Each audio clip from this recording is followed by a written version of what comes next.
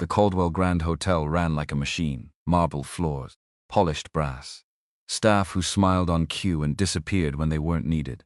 A place designed, down to the last orchid on the last side table, to make certain people feel they belonged, and to make others feel, without ever saying so directly, that they did not.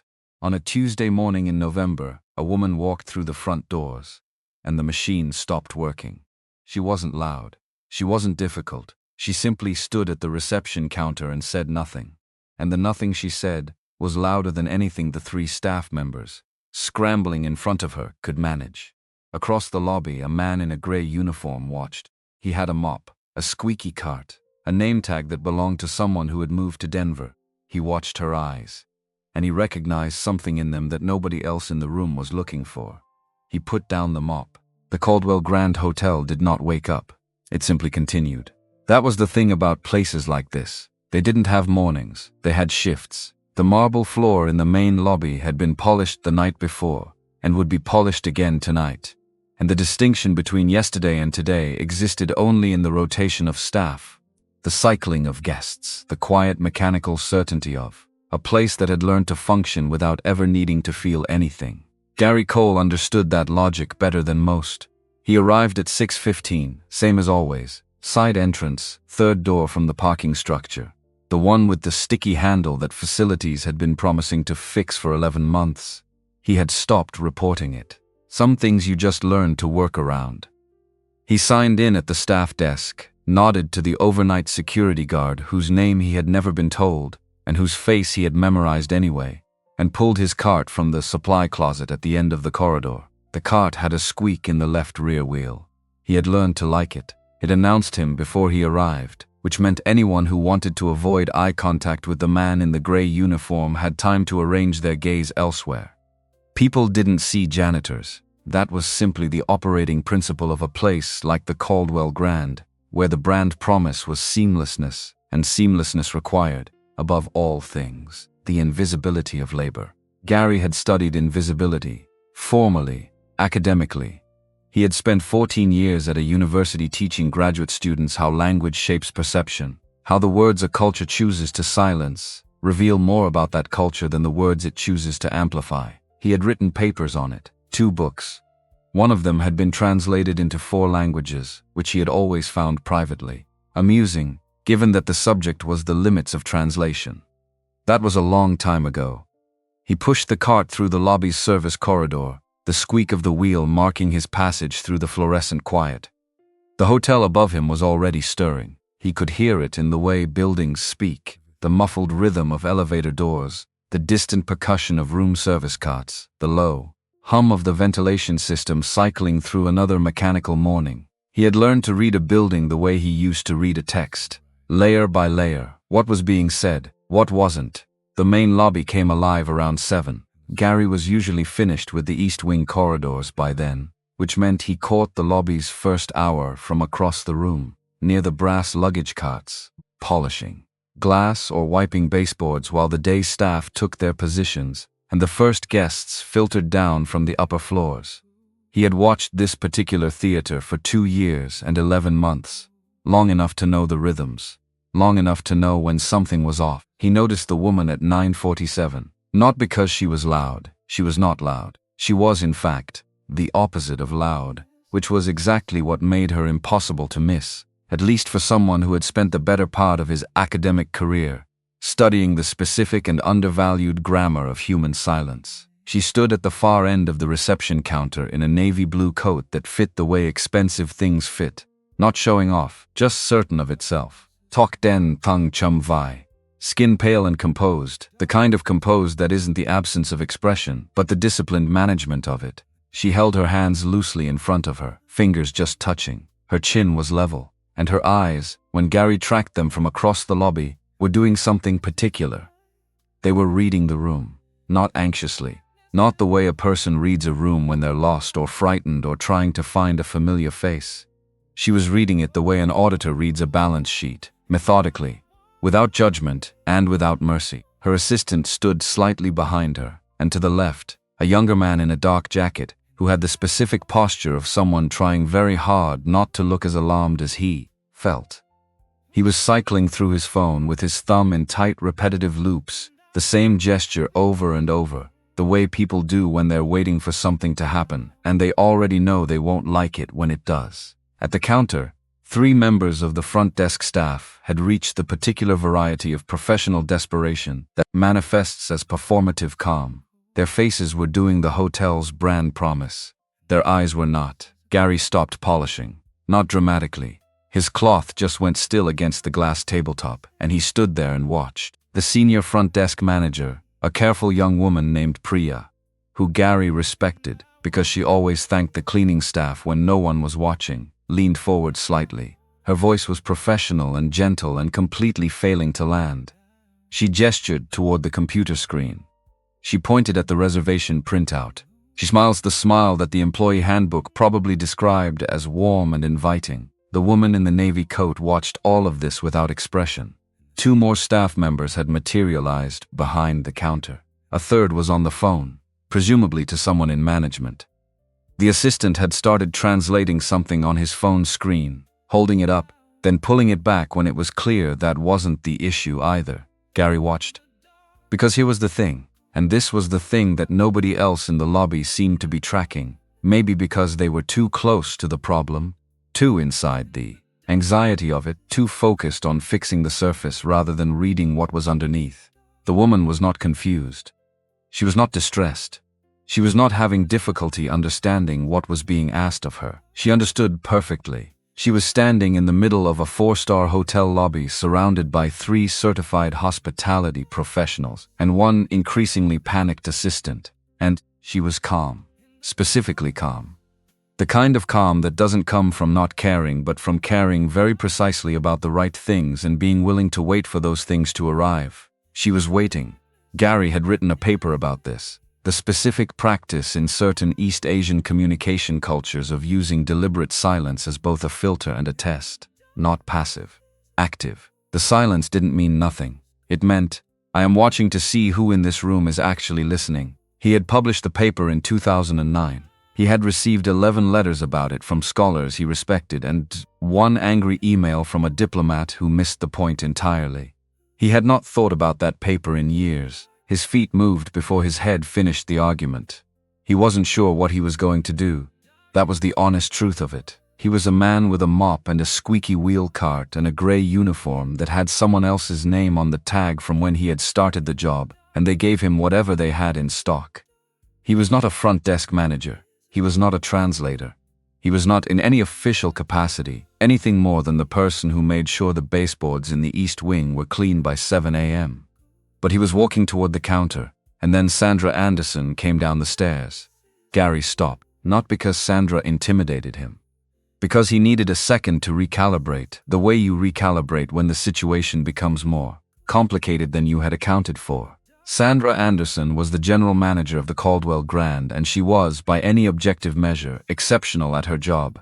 The hotel ran precisely. The reviews were consistently strong. The staff turnover was lower than the industry average, which Gary had always found interesting, given that working under Sandra Anderson required a specific tolerance for being managed by someone who treated competence as a baseline and excellence as the only acceptable response to any given situation. She was 46 years old, and she dressed like a woman who had decided a long time ago that she would never be the least polished person in any room she entered.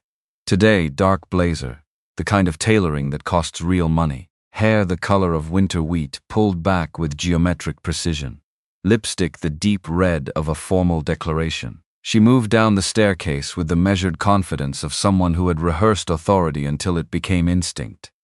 She reached the counter, both hands flat on the marble. Good morning.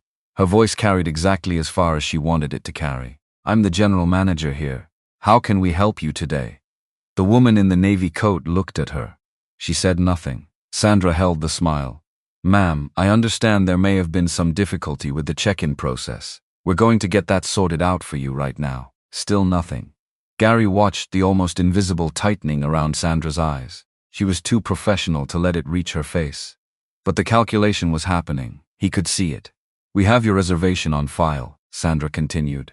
Presidential suite, 3 nights. Everything is prepared. We just need a moment to. The woman turned her head. not away from Sandra. Toward the lobbies, slowly, the way you look around a room when you are deciding something. She looked at the marble columns.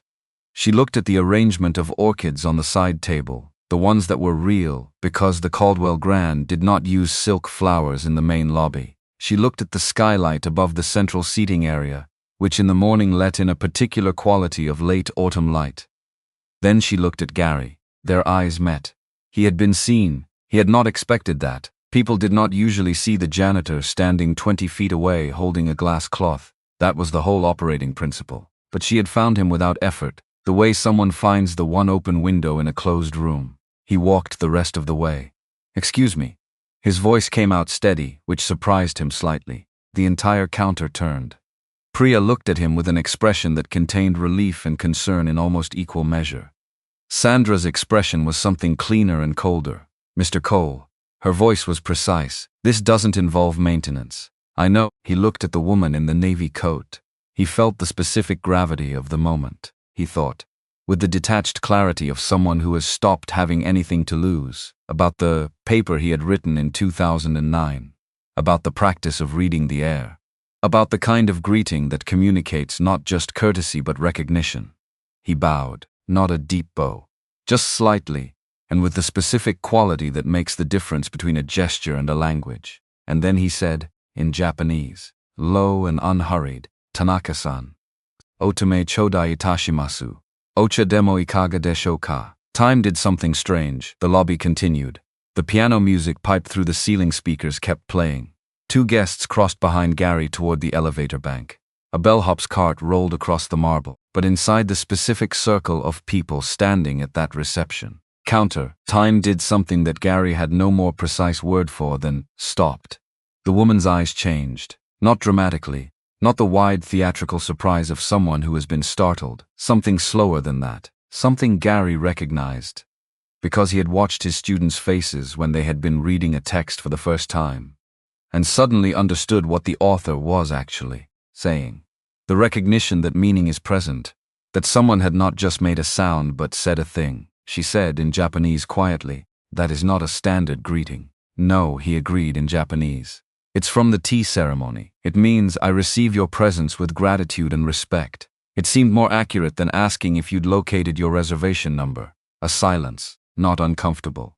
The particular quality of silence that follows something true. Then, in Japanese still, and with the first thing that could be called warmth in her expression, "You have Kyoto inflection. I lived there for 4 years. Graduate work, I taught there for 3 more. The accent stuck. Most people lose it." A pause. Or they acquire the Tokyo version because they think it sounds more modern. Kyoto seemed worth keeping. She looked at him for a moment, just a moment. Then she said, in the same quiet Japanese, "I would like some tea. If the offer stands." "It does." She turned to her assistant and said in English, without any accent at all, crisply and clearly, "Daniel, please complete the check-in. Have my bag sent to the suite. I'll be in the lounge." And then she walked away from the counter, and Gary walked beside her, and the lobby did what lobbies do, which is continue. But the quality of the silence it was continuing in had changed entirely. Sandra Anderson stood at the reception counter with both hands still flat on the marble, and said nothing for 4 full seconds. Priya looked at the computer screen like it might save her. The 2 other staff members found things to do. Daniel Lopez, the assistant, let out a breath that he had apparently been holding for some time, pulled out a credit card, and said, "1 room, presidential suite, 3 nights, under Tanaka." The lounge was at the east end of the lobby, separated from the main floor by a half wall of frosted glass and a shift in the lighting, warmer, quieter, the kind of light that suggested the people within it were allowed to exhale. Gary brought the tea himself from the small service station the lounge shared with the adjacent bar, Sencha. Not the best the hotel had, but genuinely good, which put it ahead of most things the Caldwell Grand served with careful presentation and mediocre substance. He set the cups on the low table between them. Keiko Tanaka had removed her coat. She sat with the posture of a person who does not know how to be fully at ease in most rooms, but has learned to appear at ease, which is a different and more exhausting skill. Her jacket was the same color as the coat. She held her hands in her lap. She looked at the tea, then at him. "Where did you study?" still in Japanese. It felt right to stay in it, like a room that was appropriately sized for the conversation. Georgetown for the graduate degree, linguistics and cultural communication, then a fellowship in Kyoto that became a teaching position. You specialized in? Communicative silence in East Asian cultures, the specific grammar of what isn't said. He picked up his cup with both hands, the habit of it, though he had no reason to be formal here. I wrote my thesis on a concept that roughly translates as reading the air, the ability to perceive the meaning present in an exchange beyond the words actually spoken. She was quiet for a moment. You were watching me from across the lobby. Yes. What did you read? He considered the honest answer, which was the only kind worth giving. That you weren't lost, that you were waiting, that the silence wasn't a failure to communicate, it was the communication. She looked down at her cup. Most people assume silence is a problem to be solved. Most people are afraid of what silence might say if they let it. She didn't respond to that immediately. She lifted the cup, held it the way people hold hot things when they want to feel the warmth, rather than just drink the contents, and looked out the frosted glass toward the movement of the lobby beyond. I don't use English in professional contexts when I'm evaluating something, she said finally. Not anymore. I made a decision about that years ago. Why? Because I wanted to see who was willing to do the work of meeting me. Before I committed to anything, a pause, it's a filter. Gary nodded. He understood this with the precision of someone who had studied it academically, and then, in the past several years, had lived it from the other direction, being the person who wasn't being met, being the person the filter sorted out. It also shows you something about the room, he said, about what the room thinks competence looks like. Her eyes came back to him. Sharp, the word that came to mind. Not unkind, just sharp, the way well-made things are sharp without apology. You're perceptive for a man who came over here with a glass cloth. Didn't have anything better to offer. You offered the right language. He looked at his own cup. I offered what I had. It happened to be enough. It doesn't usually work that way. Another silence. This one had a different quality. Not the silence of waiting, but the silence of two people settling into the same room. What happened? She asked it without preamble, in the direct way of someone who doesn't have time for elaborate approach. You're clearly not a maintenance worker. I mean, you are, but you aren't. So what happened? He thought about how to answer, not about whether to answer. He had made peace years ago with the fact that honesty was the only thing that didn't eventually exhaust him. My wife died 7 years ago. It was fast. It felt like it was fast. Afterward, I had a daughter to raise in a position at Georgetown that required the kind of presence I wasn't able to give, and a life that had made a certain kind of sense before and then didn't. He looked up. You know the phrase that happens when the architecture of your life was built around something, and then that thing is gone. The walls are still standing, but they're not holding anything. She said nothing, but she was listening. He could tell the difference by now between people who waited for their turn to speak and people who actually listened. It was one of the first things he had taught his students to look for. I took whatever work I could find that let me be home. For a while that was tutoring. Then this. He turned the cup in his hands. It turned out I was good at being invisible. I had studied it long enough. You're not invisible, she said. Today I am considerably less invisible than usual. Something shifted at the corner of her mouth. Not quite a smile. The territory just before a smile. Whose name is on your uniform? He glanced down at the tag. A man named Patterson who left for a job in Denver 3 months ago.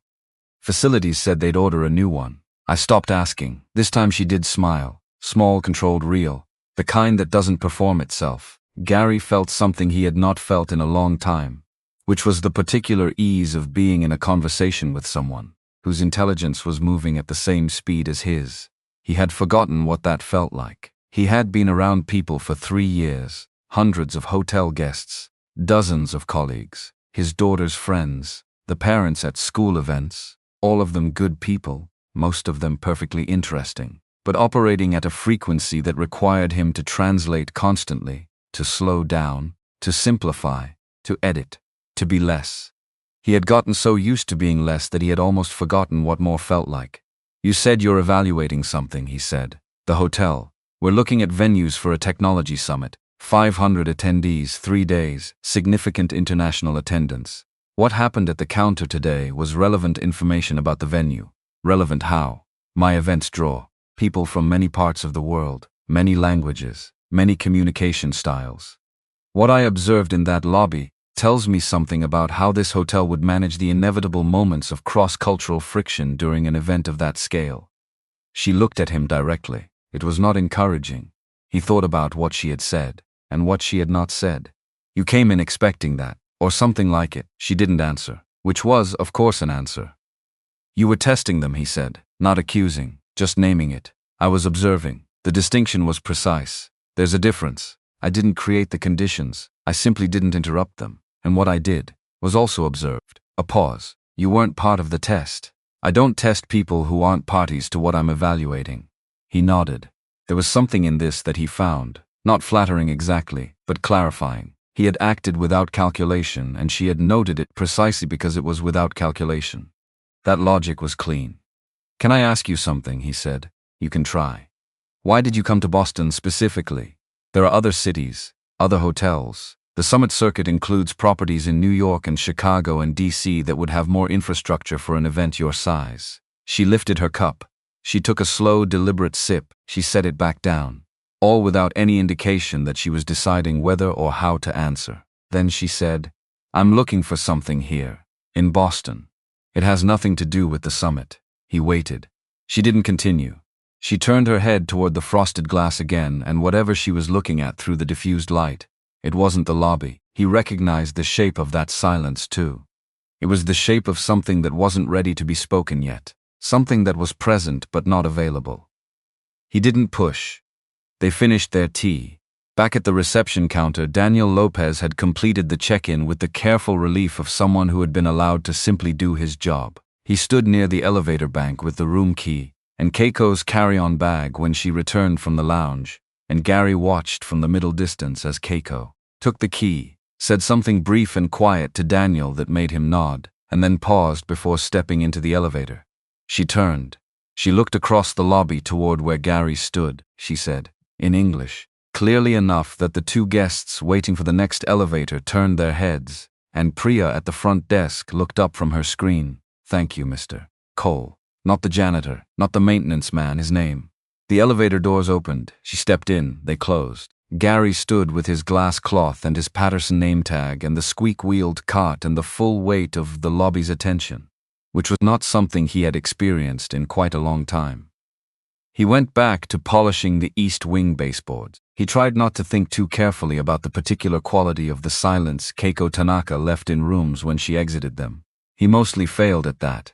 By 11 o'clock, his phone had begun to vibrate. Not calls, messages. He ignored them while he was working. Because he always ignored messages while he was working. It was one of the systems he had developed for keeping the different parts of his life from collapsing into each other. But by the time his lunch break arrived, and he sat in the staff break room with a coffee that had been sitting too long and a sandwich from the vending machine that deserved better than to be called a sandwich, he looked at the screen. 6 messages from Nicole. Nicole did not typically send 6 messages in a morning unless something had gone wrong, or something had gone very wrong, or she had found something on the internet that she considered essential to his immediate awareness. He opened the first one, ba oi, lowercase, no punctuation. She only typed like that when she was urgent. The rest were variations on the same theme, increasingly less coherent, concluding with a link to a video clip and the message, "This is you." He looked at the clip. Someone had filmed the lobby scene on a phone, shaky, poorly lit, the kind of footage that viral moments are always made of, as if technical quality and significance have a mutual exclusion agreement. The clip was 42 seconds long. It showed a man in a gray uniform walking toward a reception counter and then bowing slightly and then speaking. The woman in the navy coat, her expression changing. He watched it twice. He looked terrible on camera. He hadn't known that about himself before. He was thinner than he'd thought, which he supposed made sense because he moved all day and ate irregularly. His posture was good. That was the Georgetown in him. 14 years of lecturing had given him posture that the janitor work hadn't entirely undone. He put the phone face down on the break room table and drank his terrible coffee. He thought about the 7 years since Claire had died, the specific texture of them, the way they had passed not in a smooth line but in plateaus and drops. Long stretches of gray functional days punctuated by moments of such acute absence that he had to stop whatever he was doing and wait for the feeling to pass. He thought about the morning he had turned down the Georgetown tenure track position, and how that decision had felt, at the time, like the only honest thing he could do, because he had a 3-year-old daughter who cried herself to sleep, and who needed her father not to be somewhere else, who needed the laundry done, and the lunches made and the nightmares attended to, and the university. Needed someone whose grief was private and professional, and didn't leak into the seminar room, and he didn't know how to be that person yet, and by the time he might have known how, the window had closed. He thought about what Keiko Tanaka had said in the lounge. The architecture of your life was built around something, and then that thing is gone. He hadn't said that. She had understood it without him saying it. He turned the phone back over. He called Nicole. She picked up before the second ring, which meant she had been holding the phone. "Bah," she said, and her voice had that particular compression of someone trying to contain several emotions simultaneously. "Do you know how many people have shared that video?" "I don't know." "It was 100,000 this morning, and it has gone up every time I've looked at it since." He absorbed this. "People are saying you're—" She paused and he could hear her scrolling, 100 different things. Most of them good. One account said you were a deep-cover CIA linguist, which I think we can rule out. We can. Are you okay? He looked at the vending machine across from him, at his own reflection in the dark glass of it, the gray uniform, the name tag that said Patterson. "I'm fine," he said. "I just think my afternoon is going to be complicated." "Your morning is already complicated. Sandra Anderson left you 3 messages on the hotel system." He had not checked the hotel messages. He had not known the hotel system allowed general managers to send messages directly to maintenance staff. He was learning things today. "Bah," Nicole said. Quieter now, the urgency dialing back into something more carefully placed. "What made you do it? Walk over there." He thought about the honest answer. I recognized the look in her eyes. Someone being in a room and being decided about by people who haven't looked at her. I know that look. Nicole was quiet for a moment. "Yeah," she said. "I know you do." They stayed on the line without talking for a few seconds. Outside the break room in the corridor, he could hear footsteps, purposeful ones, the kind that belonged to someone who had made a decision and was executing it. "I have to go," he said. "Be careful," Nicole said. And then, because she was 19 and constitutionally incapable of leaving any situation entirely serious. "Also, if you end up on the morning news, I need at least 24 hours warning so I can do something about my social media." He almost laughed. Almost. He ended the call. The footstep sound had stopped outside the door. He waited. George White, 60 years old, concierge for the Caldwell Grand's evening shift, and the one person in this building who had known Gary when Gary was someone else, opened the break room door with the cautious velocity of a man delivering news he is personally unhappy to be delivering. He looked at Gary. "She knows." Gary folded his sandwich wrapper. "Sandra. Not just Sandra. Corporate. Someone in the ownership group saw the clip. They're treating it like a brand event." George stepped fully into the room, let the door close behind him. "She's pulling your personnel file. She won't find much in it. That's the problem." George sat down across from him. He had the weathered face of a man who had watched a great many things happen from the concierge desk over 35 years in the hospitality industry, and had developed the patience that came from understanding that most crises resolved themselves eventually. But the patience had limits. "She ran your name through the Georgetown faculty database." Gary looked at him. "Your faculty page is still up," George said. "It's old, but it's there. Publications page, speaking history, the whole thing. Someone in her office printed it." The break room was very quiet for a moment. Gary thought about the page. He hadn't looked at it in years. He would treat them with kindness. He had meant to ask the university to take it down and then hadn't, because taking it down would have required looking at it, and looking at it would have required sitting with the person it described, and for a long time he had not been ready to sit with that person. He was not entirely sure he was ready now. "She's going to use it to frame what happened as a deviation from role," he said. Not asking, he understood the logic. "That's my read." George leaned forward. "Gary, there's something else." He waited. "The woman, Tanaka." Her assistant flagged something to the front desk. "They're talking about it quietly, not officially yet." George lowered his voice even though there was no one else in the room. She didn't request a translator. She didn't contact the hotel ahead of time about communication accommodation. She came in with her own assistant who speaks English perfectly, and she still didn't use English at the counter. I know. That's not someone who needed help communicating, I know. George looked at him for a moment. What was she doing? Gary looked at the Patterson name tag. He thought about the paper he had written in 2009, the 11 letters from scholars he respected, and the one email from the diplomat who had missed the point entirely. She was finding out who was actually there, he said. Behind all of it, the marble and the orchids and the staff uniforms. She was finding out if there was anyone actually there. George absorbed this, and she found you. She found me. They sat with that for a moment. Then George's radio crackled at his hip, and he stood, smoothing his jacket with the automatic dignity of a man who had not stopped being professional in 3 decades and was not going to start now. He paused at the door. For what it's worth, he said quietly. The whole downstairs knows what you did. Kitchen, housekeeping, security. They're saying things I haven't heard said around here in a long time. What things? George considered. That it mattered. What you did. He opened the door. That it mattered to the people who didn't do it. Not just the person you did it for. He left. Gary sat in the break room for another 2 minutes. He finished the coffee. He put his phone in his pocket. He stood up and straightened the gray uniform with its wrong name tag. And he thought, not for the first time and not with any particular bitterness, about the specific geography of invisibility. About how a person could be completely unseen for nearly 3 years, and then, in the space of 42 seconds, become the thing that every person in a lobby was looking at. He was not prepared for that. He was not sure what he was prepared for anymore. He pushed through the break room door and back into the corridor, where the fluorescent light was the same, as it always was, and the squeak of his cartwheel announced him down the hall as it always had, and the Caldwell Grand Hotel continued the way it always continued, except that somewhere on the 14th floor, a woman who had walked away from a reception counter and asked a janitor to have tea with her was sitting in the presidential suite and looking out at the Boston skyline. And somewhere in her luggage, though Gary Cole did not know this yet, there was a letter. He would not know about the letter for some time. But it was there. The call to the Department of Defense happened at 7:48 a.m.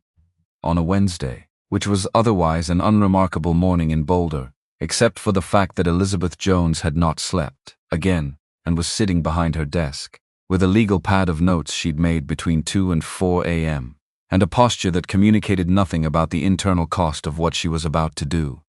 James sat across from her, not at the conference table, at the small secondary table by the window, the one that didn't carry the weight of formal meetings. He was there because she'd asked him to be there, and because he'd said he would be, and those 2 facts were sufficient. He had coffee, she had water. He noticed she hadn't touched the water. She dialed. Speaker. The contracting office picked up on the 3rd ring. The man on the other end had the voice of someone who'd been in procurement long enough to have heard every version of every conversation that was about to happen, and his tone communicated this without being unkind about it. Apex Rotorcraft. He said it like reading an entry. Miss Jones, thank you for taking the call on short notice. No warm-up, no performance. She'd done the performance for 2 years, and it had produced, among other things, a pilot fired for being accurate. We have a technical issue that requires a 3-week extension on the demonstration timeline. I'm calling to tell you before the paperwork, because you deserve the actual explanation, not the official version of it. A pause from Ohio. We're listening, she explained it. The hydraulic compensator, the lag, the 6 months it had been present, and the 4 months the engineer who'd identified it had been systematically not heard. She explained it without softening any of those facts. James watched her face while she spoke and saw the particular quality of effort that was not about managing her own fear, but about resisting the practiced instinct to make the hard parts less hard. Every sentence cost something. She paid it. The man in Ohio was quiet for a moment after she finished. Meridian completed their demonstration 2 days ago, he said. I know. This extension puts you at a competitive disadvantage. I know that too. A pause. I also know that if I demonstrate a helicopter with an unresolved control issue, and those pilots spend the next 2 years flying it in conditions that reveal what we already know, that conversation will cost considerably more than 3 weeks. She looked at the legal pad. I'd rather be the company that told you the truth, even if that company loses the contract. Another silence, longer. Send the technical documentation, he said finally. Full engineering package. I'll have our evaluation team review it in parallel with your fixed timeline. It'll be on your server by noon, Miss Jones. A shift in his register. Not warmer exactly. More like the tone that someone uses when they're speaking plainly because the situation has earned it. This kind of call is rare. I want you to know that it's noted. She thanked him. Ended the call. The office went quiet in the way of rooms where something has been finished that cannot be undone. James picked up his coffee, looked at the mountains through the window, which at 8 a.m. in November were doing their thing of being fully present and absolutely indifferent. That was the right call, he said. I know. She set the legal pad down. It still felt like jumping off something. Most right calls do. She looked at him. For a moment she was not the CEO and he was not the consultant and the room was not the office with the window that cost someone's quarterly budget. She was 34 years old, and she'd just told the Department of Defense that she'd rather lose a contract than deliver a known risk, and she was sitting with what that cost, and he was across a small table with coffee, and that was the actual shape of the morning. My father would have made that call on day one, she said. He would never have let it get to 6 months. Your father didn't inherit a company mid-crisis with the board watching every decision for evidence they'd been right to doubt him. He set the cup down. You built the armor you needed. The problem is, armor doesn't always know when to come off. She absorbed this without deflecting it. Is that from a manual somewhere? From 20 years of watching people fly in conditions they weren't prepared for and learning to tell the difference between the conditions that were the problem and the people who were. She picked up the water, drank it, set it back. We have 3 weeks, she said. Tell me what needs to happen, he told her. The next 3 weeks were, in the honest accounting, some of the most technically demanding of James's career.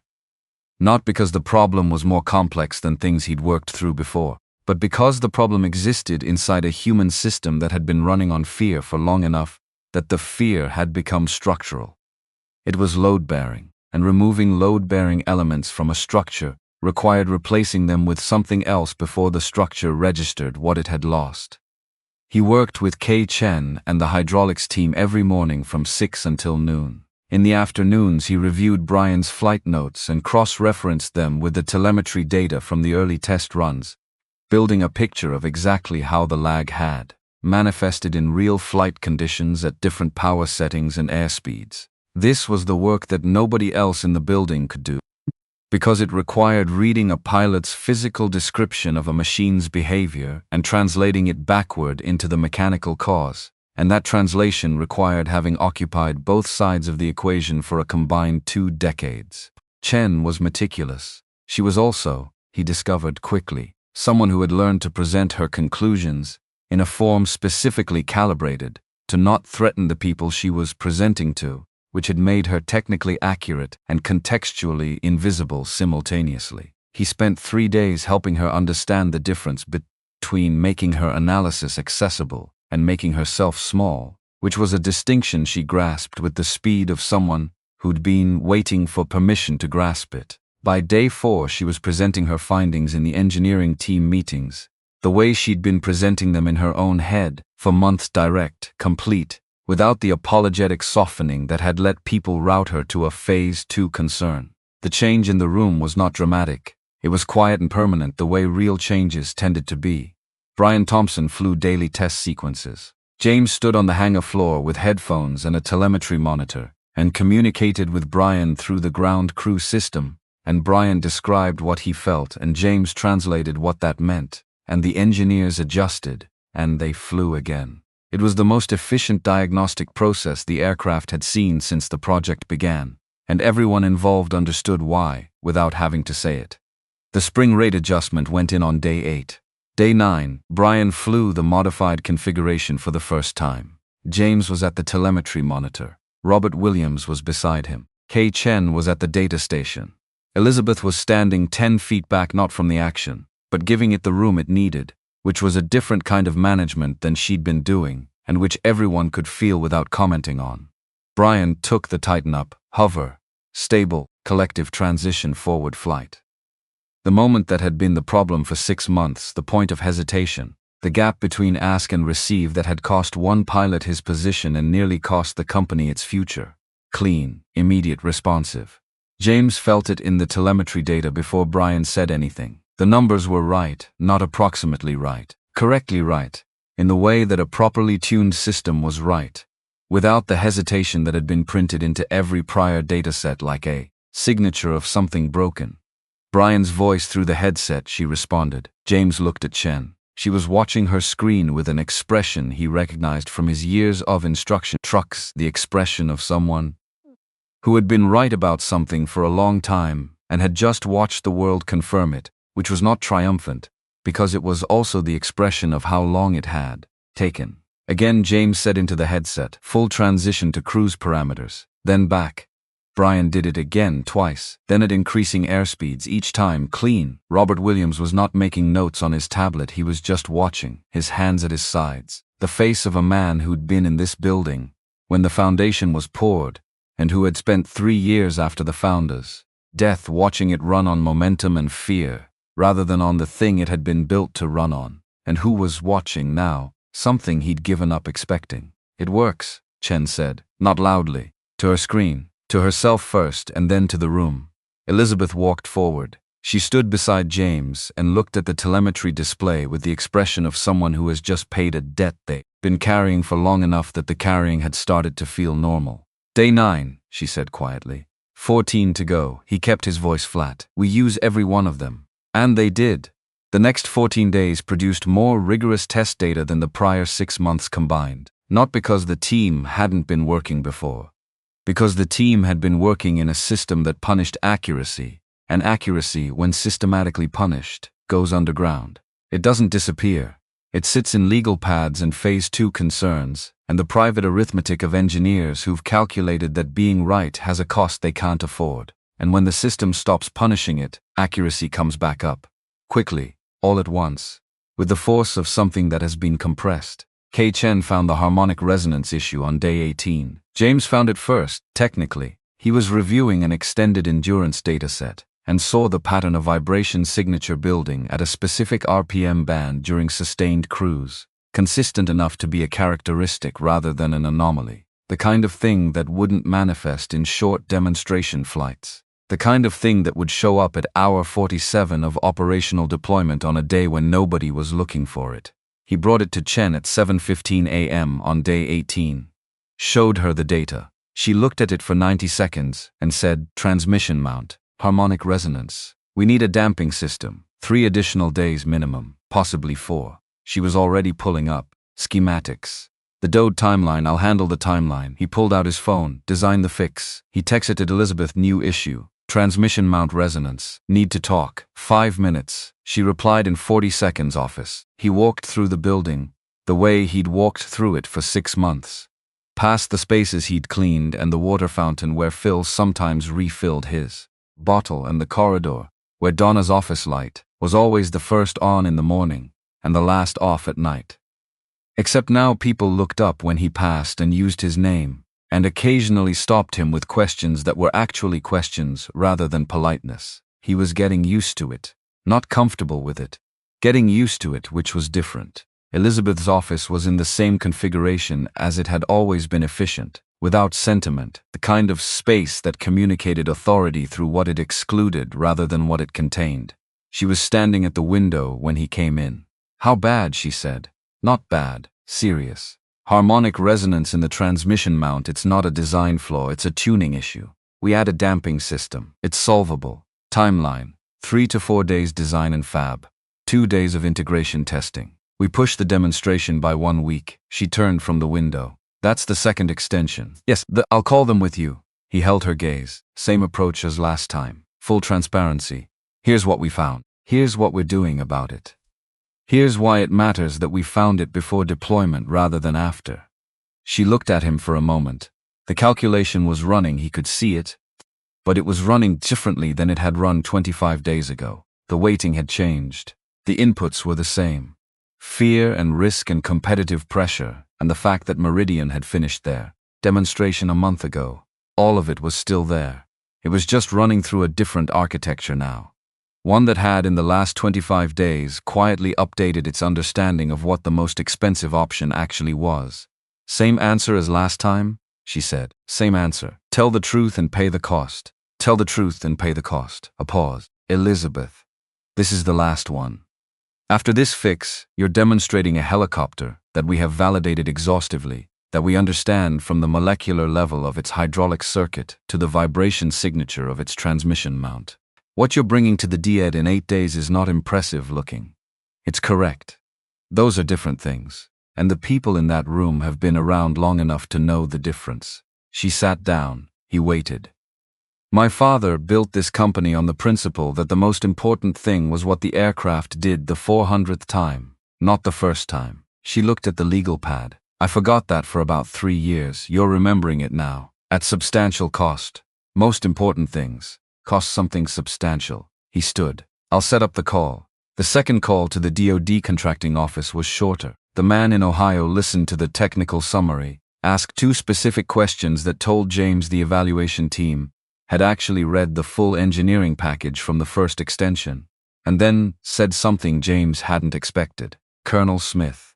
The shift in address was deliberate. Our evaluation team flagged the initial hydraulic issue 2 weeks ago as the exact failure mode described in the Air Force Rotorcraft Operations Review from 2019. The one you contributed to. James was quiet for a moment. I wasn't sure that would be findable. We found it. A pause. The fact that your analysis from 6 years ago and your current diagnostic of this aircraft are consistent suggests we're not dealing with someone who has opinions about helicopters. We're dealing with someone who understands them at the structural level. Another pause. The extension is approved. We'll have our technical team on site for the demonstration. After the call, Elizabeth leaned back in her chair and looked at the ceiling. The 2019 operations review, she said. I wrote part of it 3 months before the injury. He picked up his coffee. It's classified at a level where it shouldn't be findable without clearance, which means their evaluation team has clearance, which means they were already looking at us more seriously than the competition timeline suggested, which means the first extension didn't hurt us as much as I thought. The first extension told them who they were dealing with. The second extension will confirm it. He stood. Chen needs me in the lab. He spent the next 4 days in the hydraulics and structures lab with Chen, and 2 mechanical engineers whose names he now knew, Gary and Thomas, both in their late 30s, both the kind of engineers who did their best work when given a specific problem with a real deadline, and the room to solve it without someone reframing the problem to make the solution more palatable. The damping system they designed was elegant, in the way good engineering was always elegant, not flashy, not complicated beyond what the problem required, solving exactly the thing it needed to solve, without creating the secondary issue that cheaper solutions would have introduced. James tested the integration at the component level before it went into the aircraft. Then he tested the mathematics against the telemetry signatures from the long-endurance run where the resonance had appeared. The numbers agreed. The design was correct. Chen was at the workbench at 6:30 a.m. on the 3rd day before James arrived, which he knew because her coffee was already half empty when he got there. She'd been running calculations on the damping coefficient. It's going to work, she said without looking up. I just want to say it out loud. She looked up, because 4 months ago I was saying things out loud in rooms where they went directly into the category of concerns that would be addressed later. And now I'm saying it out loud in a room where someone is listening. And I want to mark that, because it matters. He looked at her. 31 years old, the person who'd been right the longest and heard the least. It matters, he said. She went back to the calculations. He went to the bench beside her and started on the integration verification and did not say anything else, because the thing she'd needed was not more words. It was the continued presence of a room that was safe to be accurate in. He could provide that without commentary. On day 26, Brian flew the fully modified Titan for the first time. Full configuration. Both modification integrated. Spring rate adjusted. Damping system installed. Transmission mount balanced. James stood at the telemetry station with the headset on and watched the numbers come in the way he'd watched thousands of data streams across his career, not hoping, not expecting, just reading. The way you read weather. The way you read terrain. The way you read the world as information rather than wish. Brian took it through the full demonstration profile. Every maneuver, every transition, every speed regime, aggressive turns, max power climbs, simulated emergency procedures. the sequences that the DoD evaluation team was going to want to see, run in full now, so that when they ran them in 8 days, nobody in the cockpit would be doing them for the first time. The data was clean. Not almost clean, not within acceptable tolerance of clean, actually clean. In the absolute sense of a system that was doing what it had been designed to do without the signature of compromise or hesitation, or the particular strain of something that had been managed rather than fixed. Brian landed and cut the engine, and the rotor slowed and the hangar came back to audible, and, for a moment, nobody said anything. Robert Williams was beside James at the telemetry station. The old engineer looked at the data for a moment. Then he looked at James. Richard would have loved this, he said quietly. Richard Jones, who'd poured the foundation, who'd run this building on the principle that the aircraft mattered more than the timeline, whose daughter had almost lost that principle and had found her way back to it at considerable cost. I know, James said. Robert put a hand briefly on James's shoulder and then walked toward the aircraft to begin the post-flight inspection, because Robert Williams expressed himself primarily through the work and had always preferred it that way. The demonstration day arrived the way significant days always arrived unremarkably from the outside. The sun came up on Boulder the same way it came up on every other day. The mountains were exactly where they'd been. The frost on the windshields in the employee parking lot required the same 30 seconds of defrost it always required. Inside Apex Rotorcraft, the atmosphere had the quality of a building that has completed something, not triumphant, completed, the particular quality of a space where the work that needed doing has been done, and what comes next is outside the building's control. And everyone present has arrived at the honest understanding that they've done the thing correctly, and the rest is not theirs to manage. Brigadier General Margaret Wilson arrived at 8:15 a.m. with a team of 3 colonels, 2 technical evaluators from the DoD Rotorcraft Program Office, and an energy that communicated she had read everything sent to her server and was here to see whether the paperwork matched the aircraft. Margaret Wilson at 58 had the posture of someone who had spent her career in rooms where being right was not the same thing as being believed, and who had developed, across those decades, the specific patience of a woman who waited for the evidence and then used it without apology. Her hair was silver and cut precisely. Her uniform carried the weight of the things she'd earned.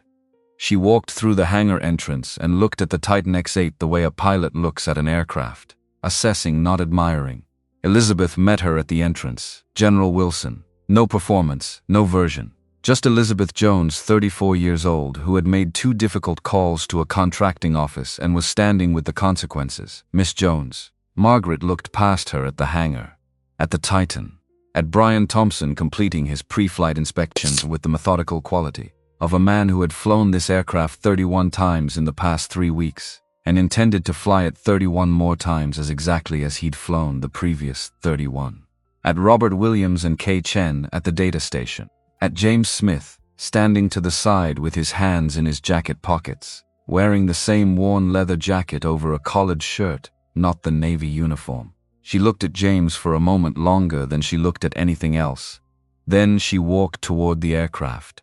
The demonstration lasted 94 minutes. Brian flew the full profile plus 3 additional sequences that the DoD technical evaluators added mid-demonstration based on what they were seeing, which was, in James's experience, the sign that the evaluation was going well. Evaluators who were making their paperwork look complete didn't add sequences. Evaluators who were genuinely interested added sequences because they wanted to see the edges of what the aircraft could do. Every sequence was clean. Every data point landed where the engineering package said it would land. At the end of the 94th minute, Brian set the Titan down on the painted landing mark, with the particular softness of a man who had stopped performing precision and had simply become precise, and the rotor slowed, and the engine wound down, and the hangar was quiet. Margaret Wilson spent 40 minutes reviewing telemetry with her technical team. James stood away from that conversation and did not insert himself into it, because it was not his conversation and never had been. His part was the aircraft. The aircraft was correct. What happened next was between the aircraft and the people who needed it to do a job that mattered. Margaret walked toward Elizabeth. James watched from 30 feet away. Miss Jones. Her voice carried clearly. What you've built here is exceptional. Not because of the performance numbers. although those exceed our requirements in every metric. A pause, because of how you built it. Every decision in the last 4 weeks left a paper trail that tells a story about a company that understands what it's making and who's going to be inside it. She looked at the Titan. In 30 years of procurement, I can count on one hand the companies that called me with problems before I found the problems myself. Elizabeth's expression didn't perform the relief, it simply showed it. Cleanly. Subject to final contract language, Margaret continued, I'm prepared to recommend full approval. Production quantity as originally specified. Then she turned and walked toward James. He'd been expecting this, or had suspected it. Margaret Wilson had been looking at him since she walked through the door with the expression of someone who'd done her reading and was now calibrating the reading against the actual man. Colonel Smith, the title again deliberate. Just James now, General. I've been out 5 years. I know exactly how long you've been out. She held his gaze. I also know about the medical evaluation request from Wright-Patterson. And I know about the Meridian approach, which you declined. He kept his expression neutral. Word travels in this industry. It does. She looked at the Titan. What you've done here, the diagnostic work, the fixed design, the validation methodology, it's a framework, James. It's not a one-time repair. It's a process that our acquisition programs need as a standard. A pause. I'm not offering you a return to active duty. That door is yours to understand. I'm offering you a contract role technical advisor to the Rotorcraft acquisition program. Part-time, remote where possible, travel as needed, which would be manageable. The kind of role that was built for the kind of knowledge you have, which is not replaceable by someone younger, with fewer hours. He looked at the Titan, and then at Robert Williams, who was at the data station, and was not looking at James, because Robert understood that some moments required the person at their center to be alone in them, and at Chen, who was reviewing the final telemetry with one of the DoD evaluators, pointing at a specific data column with the direct confidence of someone who had stopped apologizing for her accuracy, and at Brian Thompson, coming down from the cockpit with the particular ease of a man who had flown the aircraft the way he'd known it could be flown and had been correct. And at Elizabeth Jones, standing with Margaret's team, the posture 4 degrees different from the posture she'd walked into a hangar with 30 days ago. Not smaller, more load-bearing, but over the right supports. And at Kevin, who was not here but was everywhere in the sense that the reason for all of it, the 6 a.m. shifts, the 3 p.m. departures, the limits he'd held and the door he'd opened, Kevin was the entire architecture. My son comes home from CU Boulder on Fridays, he said to Margaret. I'm available every Friday at 4 p.m. and not before. Margaret looked at him for a moment. Then something changed in her expression, not softening, but a shift. The kind that happens when a person has been encountering the pragmatic version of someone for a while and has just seen the actual version. Understood, she said, and I want Chen on any technical review panel where the Titans systems are evaluated. She found the problems before I got there. She deserves the attribution. That's already in my notes from the documentation she submitted. Good. He held out his hand. Then we have a deal, General. She shook it. Firm. The handshake of 2 people who'd spent their careers in situations where agreements needed to be clear. This was clear. The rest of the day happened around James in the way that significant days tended to happen once the significant part was done in fragments, in the peripheral, in conversations he was adjacent to rather than centered in. Elizabeth's team calling the board. Robert opening a bottle of something expensive that had clearly been waiting in his desk for an occasion he hadn't fully believed would arrive. Brian accepting congratulations with the specific graciousness of a man who knew that the credit was distributed more widely than the handshakes were landing. Donna appeared at 4:15 with a facilities form she needed James to sign, which was technically not urgent, and which was actually, he understood, her way of being present in a moment that mattered without requiring a ceremony about it. He signed it. You're going to miss the route, she said. Rodriguez can handle it. Rodriguez is afraid of the North Conference suite bathroom. Rodriguez needs to grow, she smiled. The particular smile of a woman who'd been watching a building run for 11 years and had very clear opinions about what it looked like when it finally ran correctly. You did good, James.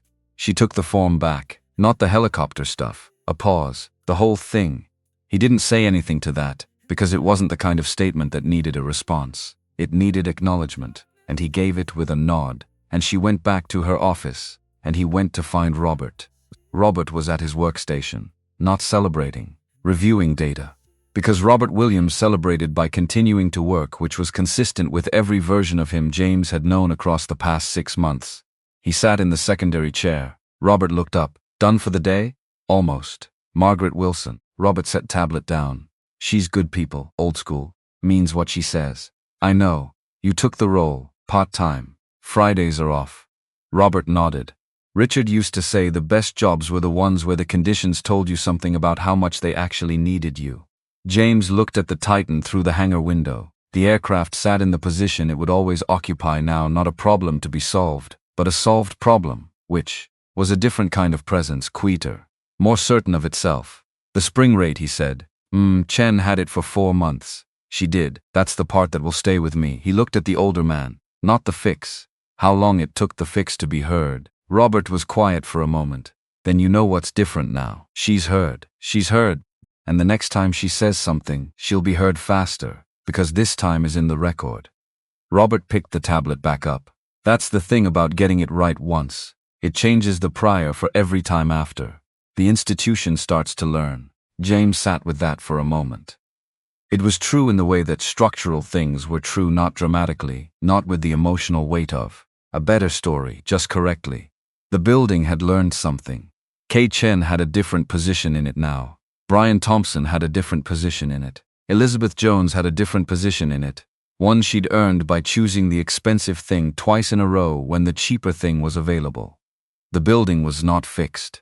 Buildings weren't fixed. They changed. And the change accumulated in the record. And the record became the prior for the next decision. And if the decisions were better, then the institution slowly became the kind of institution that made better decisions. That was the work, not dramatic. Not fast. But he drove home at 5:40, 3 blocks away, parked, walked. The November dark was coming down fast the way it did in this latitude in this month, 4:30 sunset, the sky going from gold to gray to black in the time it took to walk a residential block. The mountains had vanished again. They did this. They were still there. You knew they were still there. He called Kevin from the front step. First ring. Of course. Well, Kevin said. The demonstration went. A pause. They're buying the aircraft, bah. The word carried something he couldn't exactly name. The sound of a person who has been holding something carefully on behalf of someone they love, and has just been told it was okay to put it down. And the deed offered me a contract role. Technical advisory. Part-time, a quiet. What did you say? I said fries are non-negotiable. Another quiet. Longer. Bah. Kevin's voice had shifted, still controlled, but shifted in the way of someone who needs a moment to make sure what they're feeling is in the right order before they let it out. You know what I was thinking about today? In my fluid dynamics lecture, your exam is. I know when my exam is. I was thinking about the first time you explained lift to me. I was 9. We were in the backyard. You used a piece of paper and the garden hose to explain Bernoulli principle. A pause. I didn't understand it then. I did, sort of. But I understand it now, because I'm in the lecture. And the professor is drawing the exact same diagram you drew on the back of a grocery list in the backyard. And I'm sitting in the lecture hall, thinking my father taught me this. My father, who has been cleaning windows for 6 months, who has 9,000 hours, who has been this whole person that nobody knew about. Another pause. I just sat in the lecture and kind of held that for a while. James stood on the front step in the dark. The wind off the mountains was cold. The kind of cold that was clean rather than bitter. The kind that clarified rather than punished. The garden hose, he said. The garden hose. I couldn't find the right materials. Bah, a garden hose and a piece of paper. That's what I learned Bernoulli from. Kevin's voice was steady. The way it got when he wasn't performing anything, when he was just being exactly who he was. I just wanted you to know that, before you go inside, before the day is over. He stood on the step for another moment. The mountains were out there in the dark. Enormous and quiet and entirely themselves, regardless of the weather or the season or what was happening at the base of them. He went inside, made dinner. The hot sauce Kevin had brought from his first week at college, which had become, without formal announcement, the household's permanent condiment. He made enough for one but set 2 plates out of habit, and then didn't correct it, because the habit was the point. The habit of setting a place for Kevin was the continuous, present tense fact of Kevin being part of the household even when he wasn't in it. He ate. He looked at Laura's photograph. They bought the helicopter, he said. The one with the hydraulic lag. We fixed it. Chen figured it out 4 months before anyone listened, and then someone listened, and then we fixed it. He picked up the fork. Robert says the institution learns. He might be right about that. The photograph. The camping trip. Mountains in the background. Kevin called me today from a fluid dynamics lecture. A pause. He remembered the garden hose. He finished dinner, he washed the dishes. He sat at the kitchen table with his phone face up this time, not face down. And he looked at the notes he'd made during the technical review sessions, spring rates and damping coefficients and telemetry signatures, and the particular signature of a harmonic resonance that built slowly in sustained cruise and manifested at hour 47 of a deployment nobody had been running long enough to see. He looked at the notes for a while. Then he put the phone down and pulled the drawer open. The military ID was there. Laminate yellowing, photo from 12 years ago. The man in the photo had borrowed his face and his hands and his particular way of holding himself when things required full presence. He looked at the ID for a moment. Then he put it back. Not because it was over. Because it wasn't what defined the forward. It was the record accurate, important, belonging exactly where it was. And the forward was something else. Something that included the work he'd done over the past 30 days. And the role he'd agreed to with Margaret Wilson. And the conversation he'd had with Kevin about Bernoulli Principle, and garden hoses and a 9-year-old who hadn't fully understood it at the time. The forward was the man who showed up at 6 a.m., not because the cart needed pushing but because the aircraft needed fixing, and the engineer needed hearing and the building needed a different example of what leadership looked like when it didn't mistake the performance of certainty for the thing itself. He was 40 years old. He had 9,200 hours. He had Fridays. He closed the drawer. Outside, the November night was doing its usual thing, cold, clear, the kind of sky that came after the cloud cover broke, more stars than the city usually let you see, the mountains invisible in the dark, but absolutely present in that things were present when you'd learned to know them well enough, that the evidence wasn't required. He went to bed at 9:30. He slept. In the morning he would not push the cart. He would sit across from Chen and review the final integration test results, and he would call the DoD technical office, and he would start building the training framework that would teach other pilots to fly the Titan the way it was meant to be flown. And at 2:30 he would drive to the 3 blocks away parking spot and walk to his truck and drive to CU Boulder and pick up Kevin for the weekend. And they would stop at the diner on Baseline that Kevin had discovered in September and would probably argue about what to order. And Kevin would get the thing he always got, and James would eat half of it. And on the drive back, Kevin would tell him something he'd learned in fluid dynamics. And James would tell him something he'd learned in 30 years of flight. And the translation between those two things would be, as it had always been, the clearest kind of conversation either of them knew how to have. Not every morning was this. Not every day arrived with the particular quality of having completed something, but this one had. And the mountains were out there in the dark, patient, unmoving, entirely themselves, waiting without urgency for the sun to come up and make them visible again. The video hit 300,000 shares before Gary's afternoon shift ended. He knew this because George texted him at 2:47 p.m. with a number and a single period after it, which was George's version of alarm. George was not a man who used punctuation for decoration. A period meant, this is real, this is happening, this is the kind of thing that has consequences. Gary mopped the floor of the West Corridor and thought about consequences. The clip had been picked up by a travel blogger with a significant following, then by a cultural commentary account, then by the kind of aggregator sites that existed, specifically to find the thing that people needed to feel something about on a given Tuesday in November. The caption that was doing the most damage, if damage was the right word, was simple. While managers panicked, a janitor listened. It had been shared with approximately the same energy people usually reserved for either outrage or benediction. This was somewhere in between. It was the specific viral register of a story that made people feel corrected without being accused. The hotel's front-facing social media accounts had gone quiet.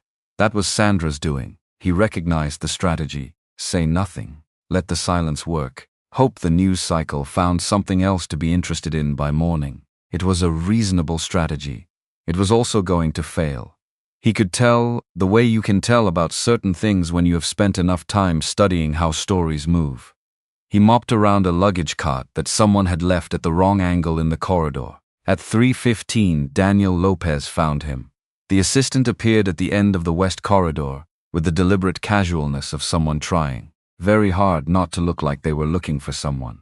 He was carrying a small paper bag from the cafe on the hotel's ground floor, which was a good prop. Nobody questions a man with a coffee bag. Gary stopped mopping. Daniel stopped walking. They looked at each other across 20 feet of freshly cleaned corridor. She wants to know if you're free this evening. Daniel's voice had the careful neutrality of a man delivering a message he was not entirely sure he had clearance to deliver.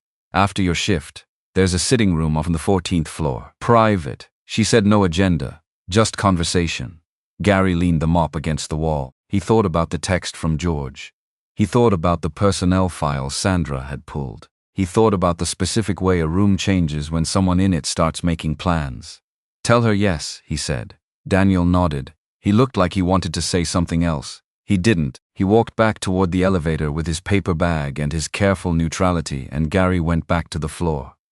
At 4:00 p.m., his hotel communicator pinged with an internal message from the general manager's office. The subject line was Staff Conduct Review Formal Notice. The body was 4 sentences. He had deviated from his assigned role. He had engaged in guest interaction outside his authorized scope. A formal review would be initiated. Until the review was complete, he was to limit guest contact to the minimum required by his position, which the message helpfully defined as cleaning-related. Inquiries only. He read it once. He set the communicator back on the cart. He thought, so that's how it goes.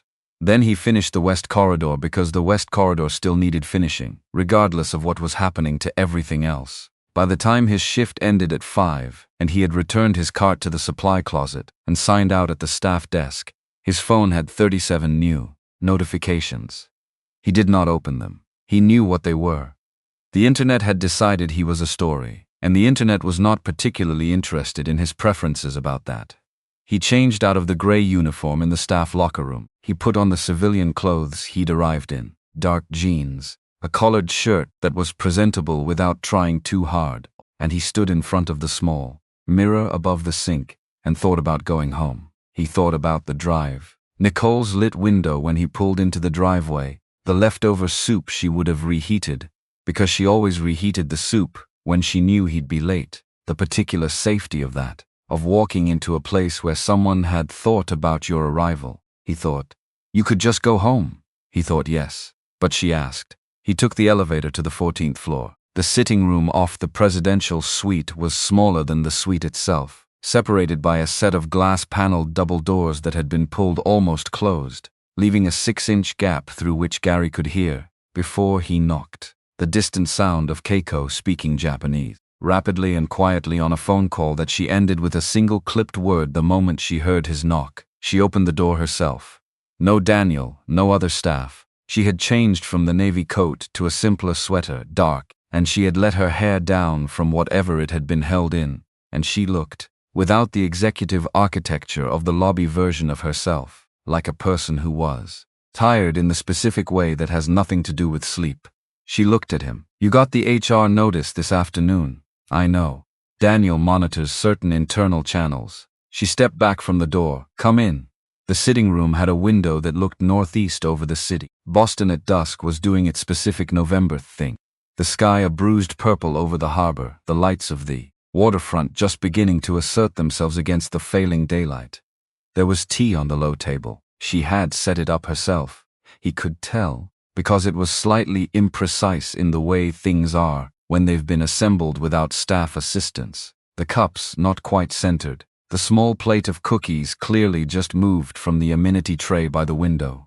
He sat in the chair across from her. She sat on the small sofa, tucked one foot beneath her, and regarded him with the expression he was beginning to recognize as her default, fully attentive, completely unreadable. They're going to try to make this about role violation, she said. Not a question, that's my read. And you found out I knew your name before I arrived. Also not a question. He looked at her. George mentioned that Daniel flagged something. I was told that you turned down a consulting offer from Tanaka Digital in 2018. She paused. Our internal communications team reached out to a dozen academics that year. Your name was on the list.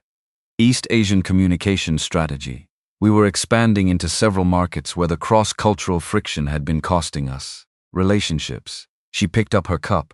You didn't respond to the outreach. He hadn't remembered it. He had a vague recollection of that period as one continuous gray wait. 2018, 2 years after Claire's death, Nicole 16, and quiet in the way that frightened him. The tutoring jobs barely covering the mortgage. The accumulated paper on his desk at home, forming a kind of archaeology of the life he had not yet figured out how to live without its center.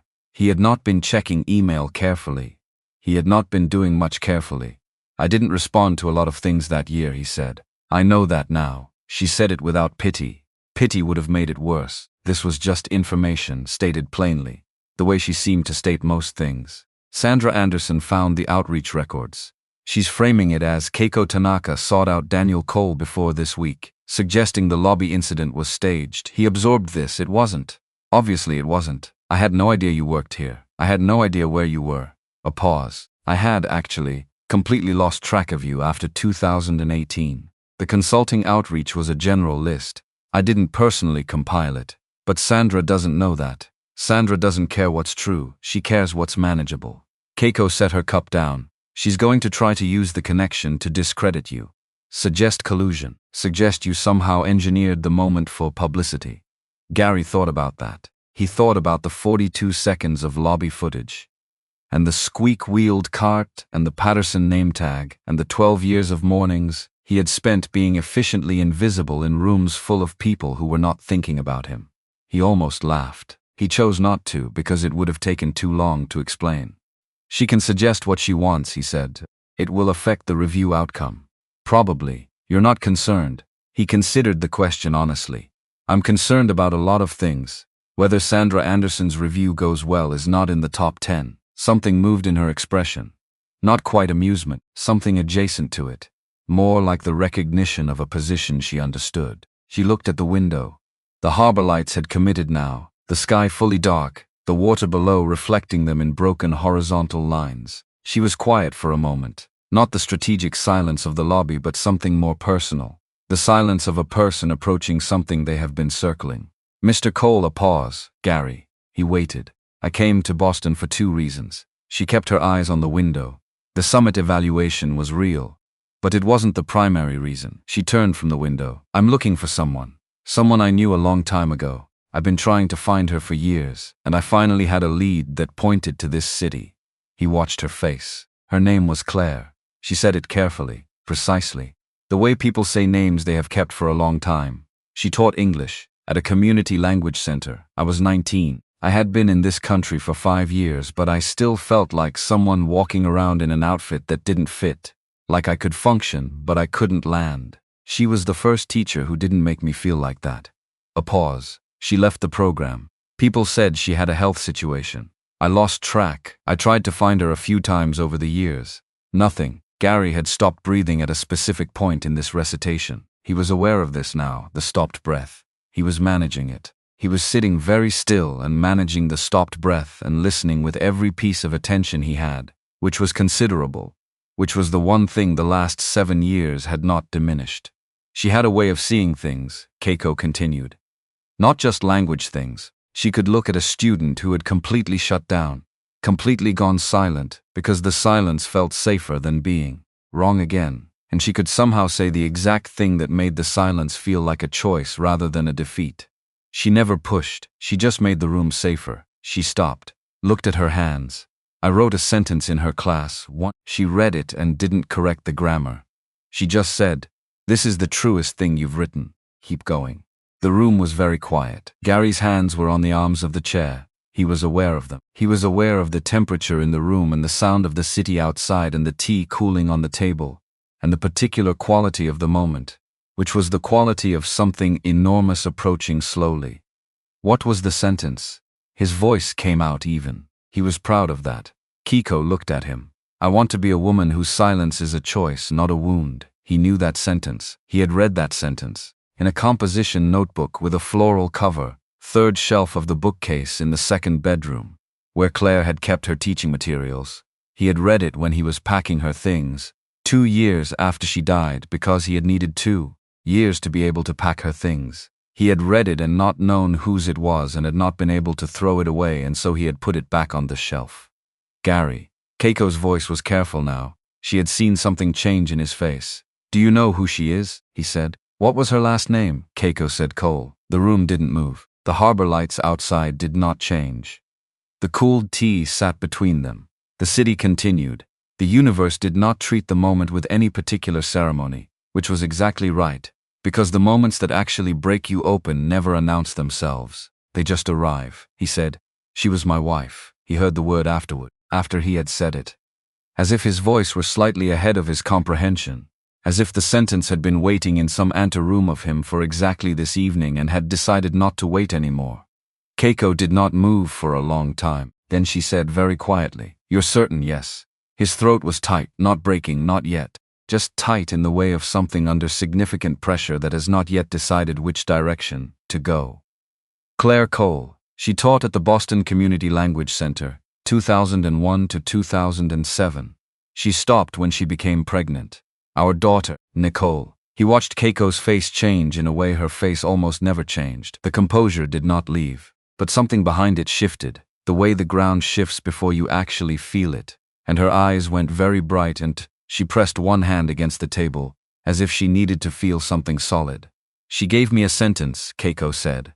Her voice was smaller than it had been. On the last day of class before she left, she said, your voice matters even when it's quiet. She said she was leaving the program and she didn't know when she'd be back, and she wanted me to keep that. A pause. I wrote it on the inside cover of every planner I've had since then. 20 years of planners. Same sentence. Gary looked down at his hands. He thought about Claire's handwriting, the particular slant of it, the way she pressed harder on the first letter of a word than any letter after, the composition notebooks, the floral cover, the third shelf. He thought about the morning she told him she was sick, and the 6 months that followed, and the final morning in the hospital room, and every morning since then, all of them at once and none of them in any order. The architecture of grief is not chronological. He thought about a 19-year-old girl in a language class in Boston, who had wanted to be a woman whose silence was a choice, not a wound. He thought about the woman sitting across from him now, 48 years old, CEO of a technology company, who had flown to Boston to find a teacher who had given her a sentence. He thought about Claire, who had done that, who had left a sentence in a person's life and not known how far it would travel. His chest hurt. She would have wanted you to find her, he said. His voice was rough now, not broken, just rough the way old wood is rough. She talked about students. She didn't always use names, but she had a student, I remember. She talked about this student more than once, a young woman from Japan. She said, that student sees something in language that most linguists spend careers looking for. She said it like she was proud of something that wasn't hers to be proud of, but she was proud of anyway. Keiko looked at him for a long moment. Her eyes were bright and still, and she was holding herself with that characteristic stillness. But her hand on the table had not moved, and there was something in the quality of her not moving that was different from the lobby's not moving.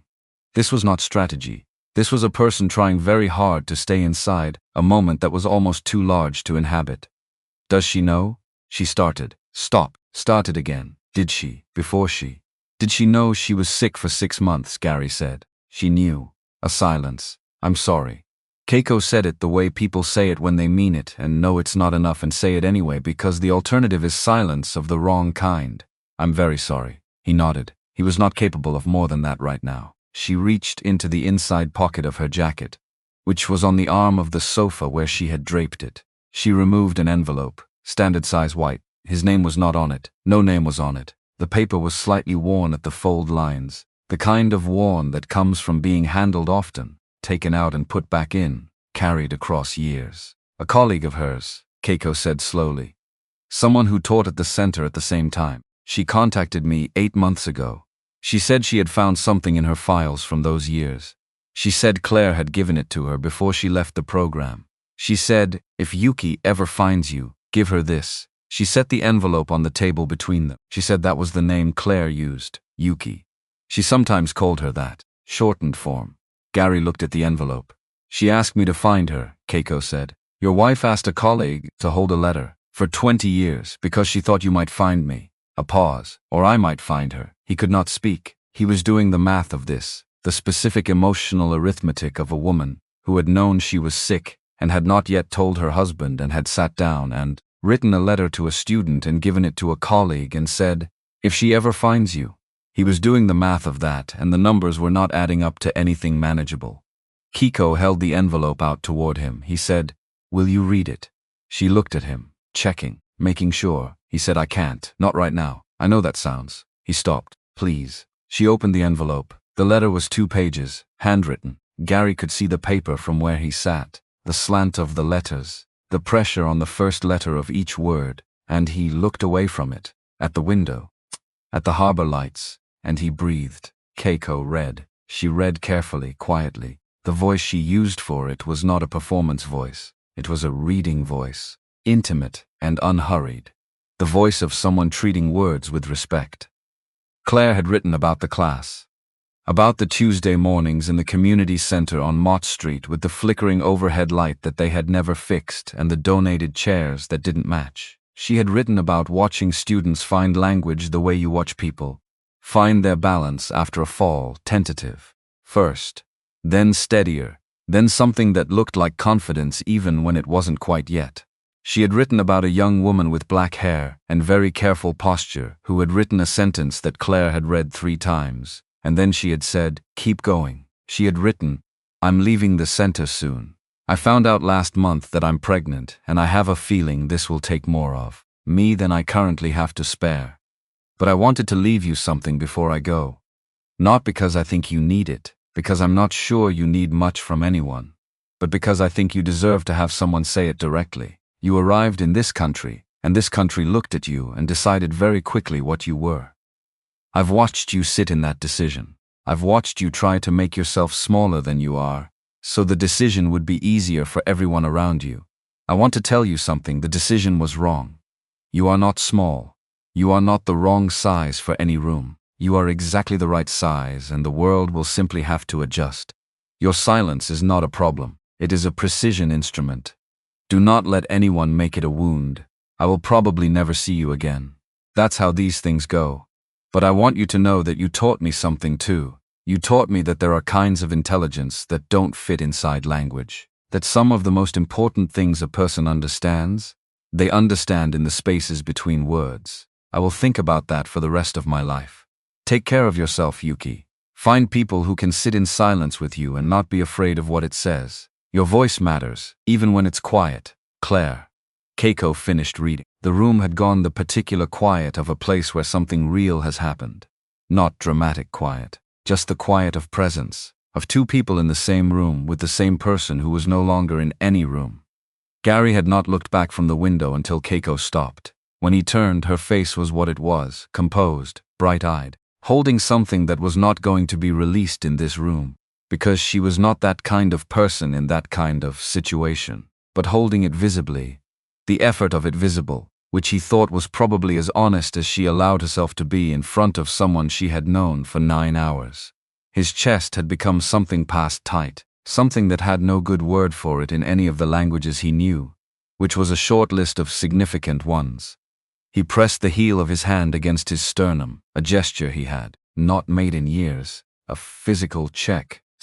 Still there, still working, still moving. He had learned to do this after Claire died, a way of verifying continuity. He did not cry immediately. He sat with the not crying for a long time, long enough that the harbor lights outside shifted with the tide, and then something in him gave quietly, without announcement, the way a door gives when the pressure on both sides finally equalizes, and he bent his head into his hands, and the 7 years he had been carrying without adequate ceremony finally found a ceremony. Keiko did not move toward him. She did not speak. She did not offer the specific American instinct of filling grief with consolation. She sat with him in it quietly, and this was the thing Claire had told her about. Gary understood that. Now she had understood it for 20 years. The people who can sit in silence with you and not be afraid of what it says. He cried for 3 minutes and 40 seconds, he counted. Old habit. When he lifted his head, his face was wet, and his hands were shaking slightly, and he felt, behind the rawness of it, Something that he did not have a clean word for either. Something like lighter. Or maybe truer. Like a room after a window is opened that has been closed too long. Keiko held out his teacup. He took it, he drank. She would have found a way to be happy about this, he said finally. His voice was rough. About us being in the same room, she would have thought it was funny. She sounds like someone who found a lot of things funny. She was. She had this laugh. He stopped. He had not talked about Claire's laugh to anyone outside his family in years. It came from very far inside her, like it had distance to travel.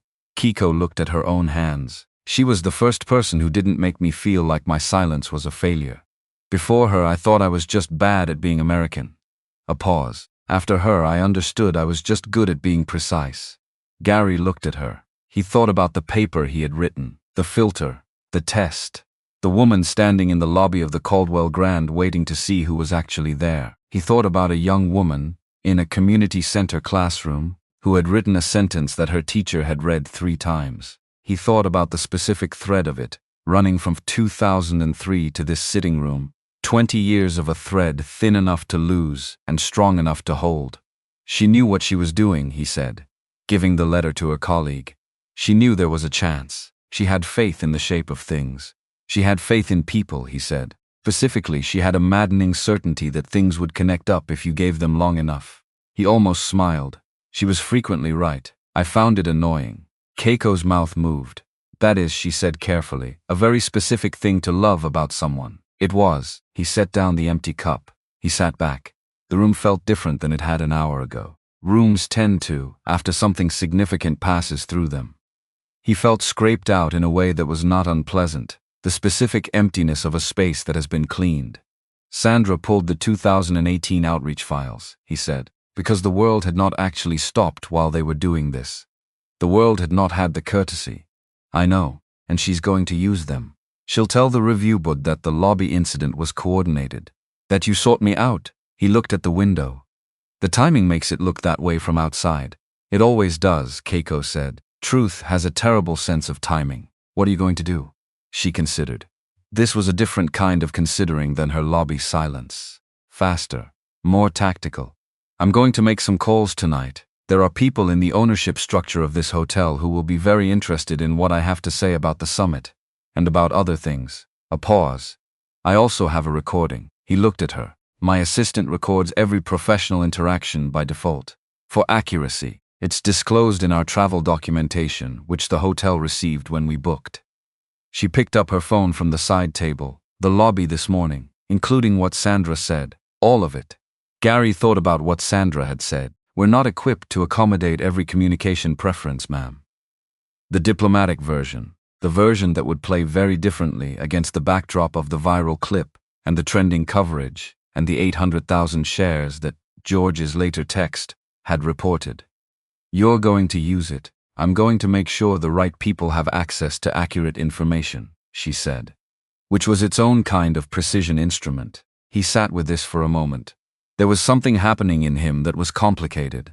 Gratitude, yes, but also something more careful than gratitude. He had been invisible for 3 years and he had chosen that invisibility in the way that people choose things that hurt less than the alternative. Being seen now, all at once, by the internet and by Keiko Tanaka and by Sandra's fear-shaped anger and by his own daughter's 6 compressed messages, was not entirely comfortable.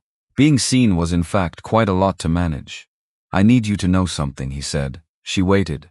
I didn't step across that lobby for any of this. I didn't think about the recording or the summit evaluation or the 2018 outreach. I didn't think about anything except that someone was being dismissed and I knew exactly how that felt, and I had a language she spoke. He looked at her directly. If I had known about all of the rest of it, I might still have walked across. But I would have hesitated, and the hesitation would have changed what it was. Keiko looked at him for a long moment. I know, she said. That's why it worked. He stood. It was past 9 o'clock. The drive home was 40 minutes. Nicole would have the soup heated. At the door, he turned back. The letter, he said. Can I? He stopped. Would you? She understood. She folded the letter carefully along its existing creases and returned it to the envelope and walked it to him. He held it in both hands. The paper was warmer than he'd expected. From being held, from being read, from 20 years of being carried. Thank you, he said. And then, because it was true and because he was tired of only saying the things that fit cleanly, she was right about you. Kiko stood very still. You don't know that. I know enough. He looked at the letter in his hand. She had a maddening certainty that things would connect up. She was right about that too. He left her standing in the sitting room doorway, the harbor behind her through the window, the lights of Boston doing their particular broken reflection thing on the water below. He took the elevator down. In the lobby, which was quieter now, evening shift quiet, he passed George at the concierge desk. George looked at him, not asking, just looking the way longtime colleagues look when they understand more than they're willing to say out loud. Gary held up the letter, one small gesture. George nodded once. Gary walked out through the side entrance, the sticky handle on the third door, and into the Boston night, which was cold and clear and smelled like the harbor and like something that had not yet been named. He drove home. Nicole was in the kitchen when he came in, at the counter with her laptop, a textbook open beside it, the soup on the stove doing its quiet thing. She looked up. She looked at his face. She didn't say anything about the internet. She didn't say anything about the video or the messages or the morning's complications. She just said, "Soup's ready." "Thank you," he said. She ladled it. He sat. She went back to her textbook. They ate in silence. The good kind. The kind that doesn't need to be filled. And Gary held the letter in his jacket pocket with 2 fingers, the paper warm from the driving, and thought about his wife, who had given a sentence to a student in 2007 and trusted it to find its way back. She had been maddening. She had been right. Later, after Nicole had gone to bed and the apartment was quiet, Gary sat at the kitchen table with the letter in front of him, and his hands flat on either side of it, and he did not open it again.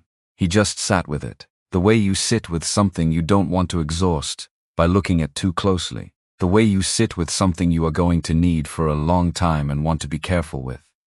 Outside, Boston was doing what Boston does at midnight in November, being cold and indifferent and very, very old, the way cities are old, with layers, with the accumulated weight of everything that has happened in them, all of it still there in the stone and the water and the particular darkness between the streetlights.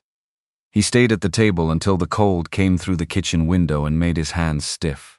Then he folded the letter, put it back in the envelope, stood up, put the dishes in the sink, turned off the kitchen light. He went to bed, but not before he stopped in the hallway outside Nicole's room and stood there a moment, listening to her breathing in the dark on the other side of the door. He stood there a long time. He thought, Claire, I found her, he thought, or she found me, which, with Claire, had always amounted to the same thing. Nicole found the notebook on a Saturday morning, not dramatically, not the way things get found in movies, with music swelling and light falling at a significant angle. She was in the second bedroom, the one that had been Claire's office, and was now used for storage and the kind of accumulated household items that accumulate when you spend 7 years not dealing with a room properly. And she was looking for her old graphing calculator, because her exam was Monday, and she had not seen it since high school. She found the calculator in a shoebox. She also found on the third shelf of the bookcase that ran along the north wall 6 composition notebooks with floral covers. She sat down on the floor. She was 19 years old, and she had lived her entire conscious life with the knowledge that her mother was gone, which was different from having processed that fact, which was different again from sitting on the floor of a storage room on a Saturday morning, holding a notebook with her mother's handwriting on the first page. The handwriting was very familiar. It looked like her own, slightly. She had noticed this before, but had not thought about what that meant. She opened the notebook. It was a teaching journal. Lesson plans, student notes, small observations in the margins about what had worked and what hadn't. Her mother's shorthand for students was initials and a brief descriptor. YT, careful posture, understands everything, says half. MP, quick, impatient with himself, needs permission to be wrong. GL, reading ahead of speaking, give her more material. She turned pages slowly. YT appeared frequently, more frequently than others. Sometimes just the initials and a phrase. Sometimes more. On a page near the back, dated November 2003, Claire had written a full paragraph. YT today wrote, "I want to be a woman whose silence is a choice, not a wound." I read it 3 times. I didn't correct the grammar because there was nothing to correct. I told her, keep going. She looked at me like I'd said something in a language she was trying to learn. Maybe that's what good teaching is. Learning to speak just clearly enough. Nicole sat with this for a long time. Then she took out her phone and Googled Keiko Tanaka Digital. Third result, a profile piece from a business publication, CEO 48. Born in the United States to Japanese parents, grew up between two cultures, known for conducting negotiations in Japanese, known for silence that makes rooms uncomfortable until the rooms decide to rise to it. The profile photograph showed a woman with black hair, level chin, the specific composure of someone who had decided what she was and had stopped auditioning that decision for anyone's approval. Nicole sat on the floor of the storage room for 11 more minutes. Then she went to the kitchen, took a piece of paper from the drawer, and wrote one sentence. She left it on the table where her father would see it when he came home. She propped his coffee mug on top of it so it wouldn't blow around. She went back to studying.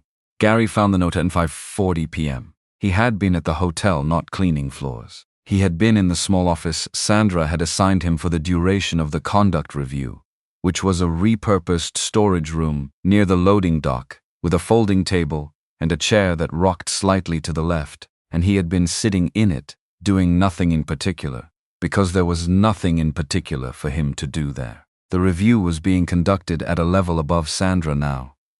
Corporate had gotten involved, which had apparently happened the afternoon after Keiko's calls, which had apparently been the kind of calls that produce results at a speed that normal calls do not. George had texted at noon, "The ownership group is very interested in not losing the summit contract." Reading between that, Gary had understood that Sandra's conduct review had become something more complicated than Sandra had intended when she initiated it. He had come home earlier than usual, which was how he saw the note before Nicole thought he would. It was one sentence in her handwriting, which was like Claire's, slightly. It read, "Your voice never went away, Dad. It was just waiting for you." He stood in the kitchen and read it twice. He pressed it flat on the counter, stood there with both hands on it. The things a person carries for 7 years don't announce when they're getting lighter. You just notice one day that your shoulders have dropped from somewhere near your ears, that you've been breathing differently, that certain rooms feel navigable again in ways you had stopped expecting them to. He picked up his phone and called Keiko. She answered on the second ring. "I was going to call you, I know," he said, which was not strictly logical but felt true. "The ownership group wants a meeting. They want to discuss the summit contract, and they want to discuss what happened at the front desk, and they want to do it with both of us present. Corporate has essentially sidelined Sandra's review pending that conversation." He thought about Sandra. He had been thinking about her, intermittently, since the morning before. The conduct notice, which was so clearly the move of someone frightened. He had been on the other side of fear-shaped decisions often enough to recognize the architecture of them. "I want to talk to Sandra first," he said. A pause. "That's not what I expected you to say, I know." "Why?" He leaned against the counter. Outside the kitchen window, the late afternoon light was doing the specific thing it does in November in New England, not warm, but present, the kind of light that makes the world look considered. "Because she's not wrong that I deviated from my role," he said. "She's wrong about why it matters, and she's wrong about what to do about it. But she's not wrong that I did a thing I wasn't hired to do, and I think she knows that what she did at the front desk was also a thing she shouldn't have done. And I think those two things are connected in a way that would be useful for her to say out loud." Another pause. "Longer, you want her to have a witness," Keiko said. "I want her to have a conversation that doesn't have a winner." Keiko was quiet for a moment. "Then I'll be there." The meeting with Sandra happened the following morning in the small conference room on the mezzanine level that a hotel used for vendor presentations. Not the boardroom, not her office. The conference room, which had a table that was neither large nor small and windows that looked out onto an interior courtyard, neutral ground. Gary had suggested it. Sandra had agreed with the specific wariness of someone who doesn't know what they're agreeing to, but understands that declining would be worse. She was already seated when Gary and Keiko arrived. This told Gary something. She had wanted to be in the room first.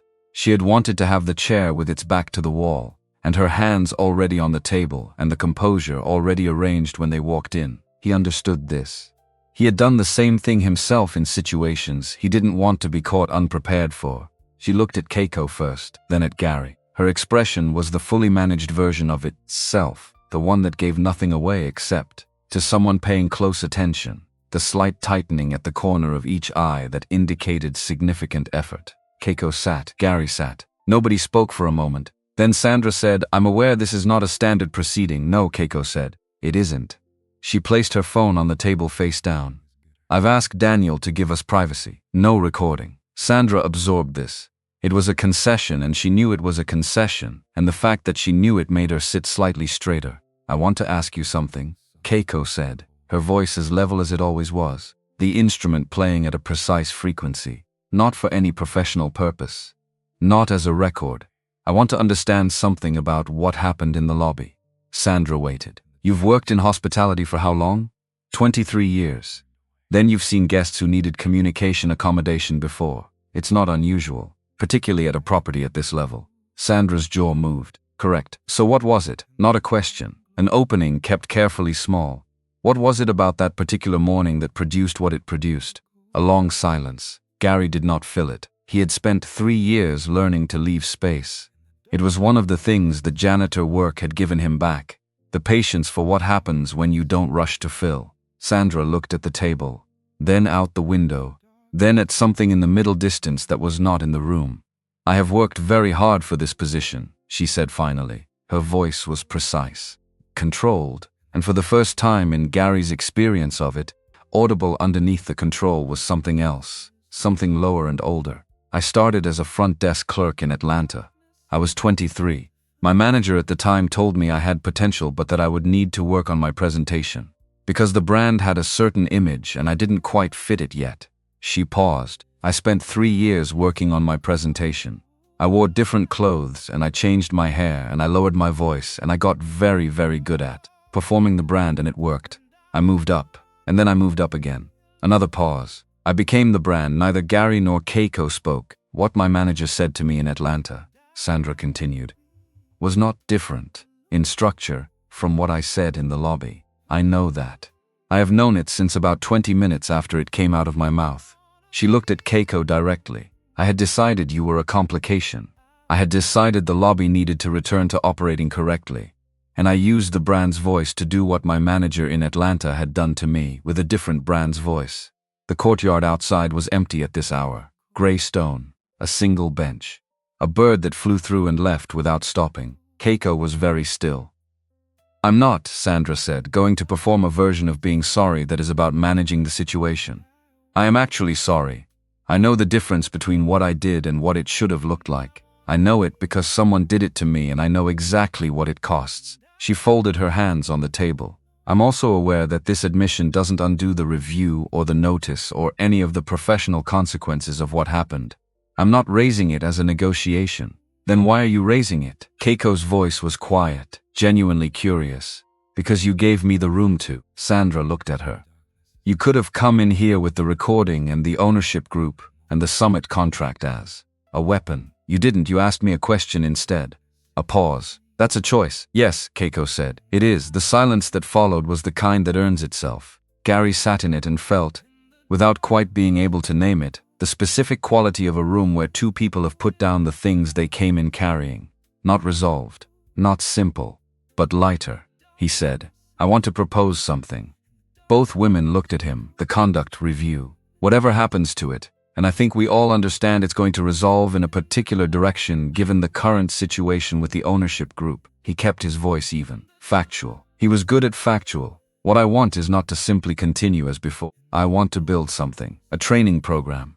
Real training, not a half-day slide presentation with a quiz. A curriculum on cross-cultural communication for hospitality staff, built on 15 years of academic research and, at this point, 3 years of working on the other side of the interaction." He looked at Sandra. "I want you to be involved in building it." Sandra blinked. It was the most uncontrolled thing he had seen her face do. "Me. You understand both sides of this from the inside out. You know what it feels like to be managed out of your identity by an institution's image requirements. You know what it looks like from behind the counter, when that instinct kicks in on someone else's behalf. That's not something I can teach from a textbook." He looked at her, steadily. "That's knowledge, and it's worth something if it's used right." The room held this for a moment. Sandra looked at the table. She looked at her hands, which were folded and still. She said, "That's a strange offer to make to someone who just tried to fire you." I didn't say the timing was ideal. Something crossed her face that might, given enough light, have been the ancestor of a smile. "The program," she said. "What would it be attached to, institutionally?" He looked at Keiko. Keiko had been quiet during this exchange in the way of someone watching a proof resolve itself. She had the expression of a person who has seen several possible outcomes and is watching the correct one arrive. "I have been in conversation with the ownership group about attaching it to a foundation. Independent. Not a Tanaka Digital initiative, not a hotel brand initiative. A separate entity with its own board and its own funding." She paused.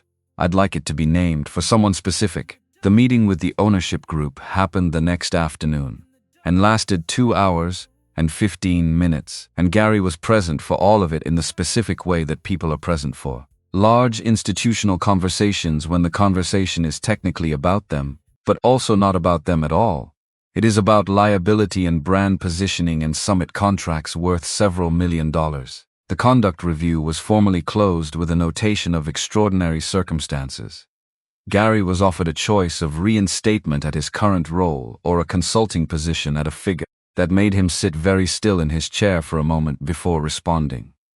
He said he would need to think about the consulting position.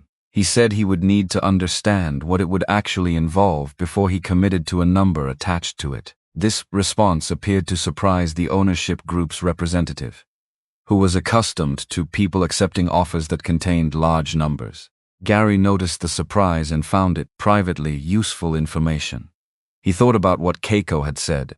He thought about it on the drive home. He thought about it while making dinner, which was pasta, which he could make without thinking, which meant his hands were doing one thing and his brain was doing another, which was not an unusual condition for him. He thought, the consulting position is real. It is a real thing that would require a real version of him to show up for it. Not the janitor version, not the Georgetown version, a version he had not yet been. He thought, I don't know if I'm ready, he thought. I also know that ready is not a destination. Ready is a direction. Nicole came home at 7. She dropped her bag in the hall, came to the kitchen, looked at the pasta on the stove, and said, "Did you get the notebook?" He set the spoon down, turned. "The composition notebook," she said, carefully. "From the storage room, I left it on the table with the note." He had not seen the notebook. He had seen the note, which he had carried in his jacket all day. But the notebook had been under it, he realized. He had taken the note and left the notebook. Nicole went to the table, lifted the coffee mug, which was still there, picked up the notebook, which had been there all along. She held it out. He took it. "Would you treat them with kindness?" He stood in the kitchen holding his wife's handwriting, and his daughter looked at him with the expression that 19-year-olds occasionally produce when they have accidentally become the wisest person in a room, which is the expression of someone who did not ask for this responsibility, but is rising to it with quiet grace. "I found it looking for my calculator," Nicole said, "which I still haven't found, by the way. So that's still a problem." But the notebook seemed more important. He looked at the floral cover. He opened it to the November 2003 page. He read it again. The paragraph about YT, the sentence, "Keep going." He thought about Keiko reading Claire's letter in a sitting room while the harbor lights shifted with the tide. He thought about 20 years of planners with the same sentence on the inside cover. He thought about a thread, thin enough to lose, and here it still was, in his hands. "Can I ask you something?" Nicole was at the stove now, tasting the pasta the way she had learned from watching him do it. The specific tilt of the spoon. "Yes. Do you like her?" He looked up. "Keiko? Who else would I mean?" He thought about the honest answer. He was practiced at honest answers.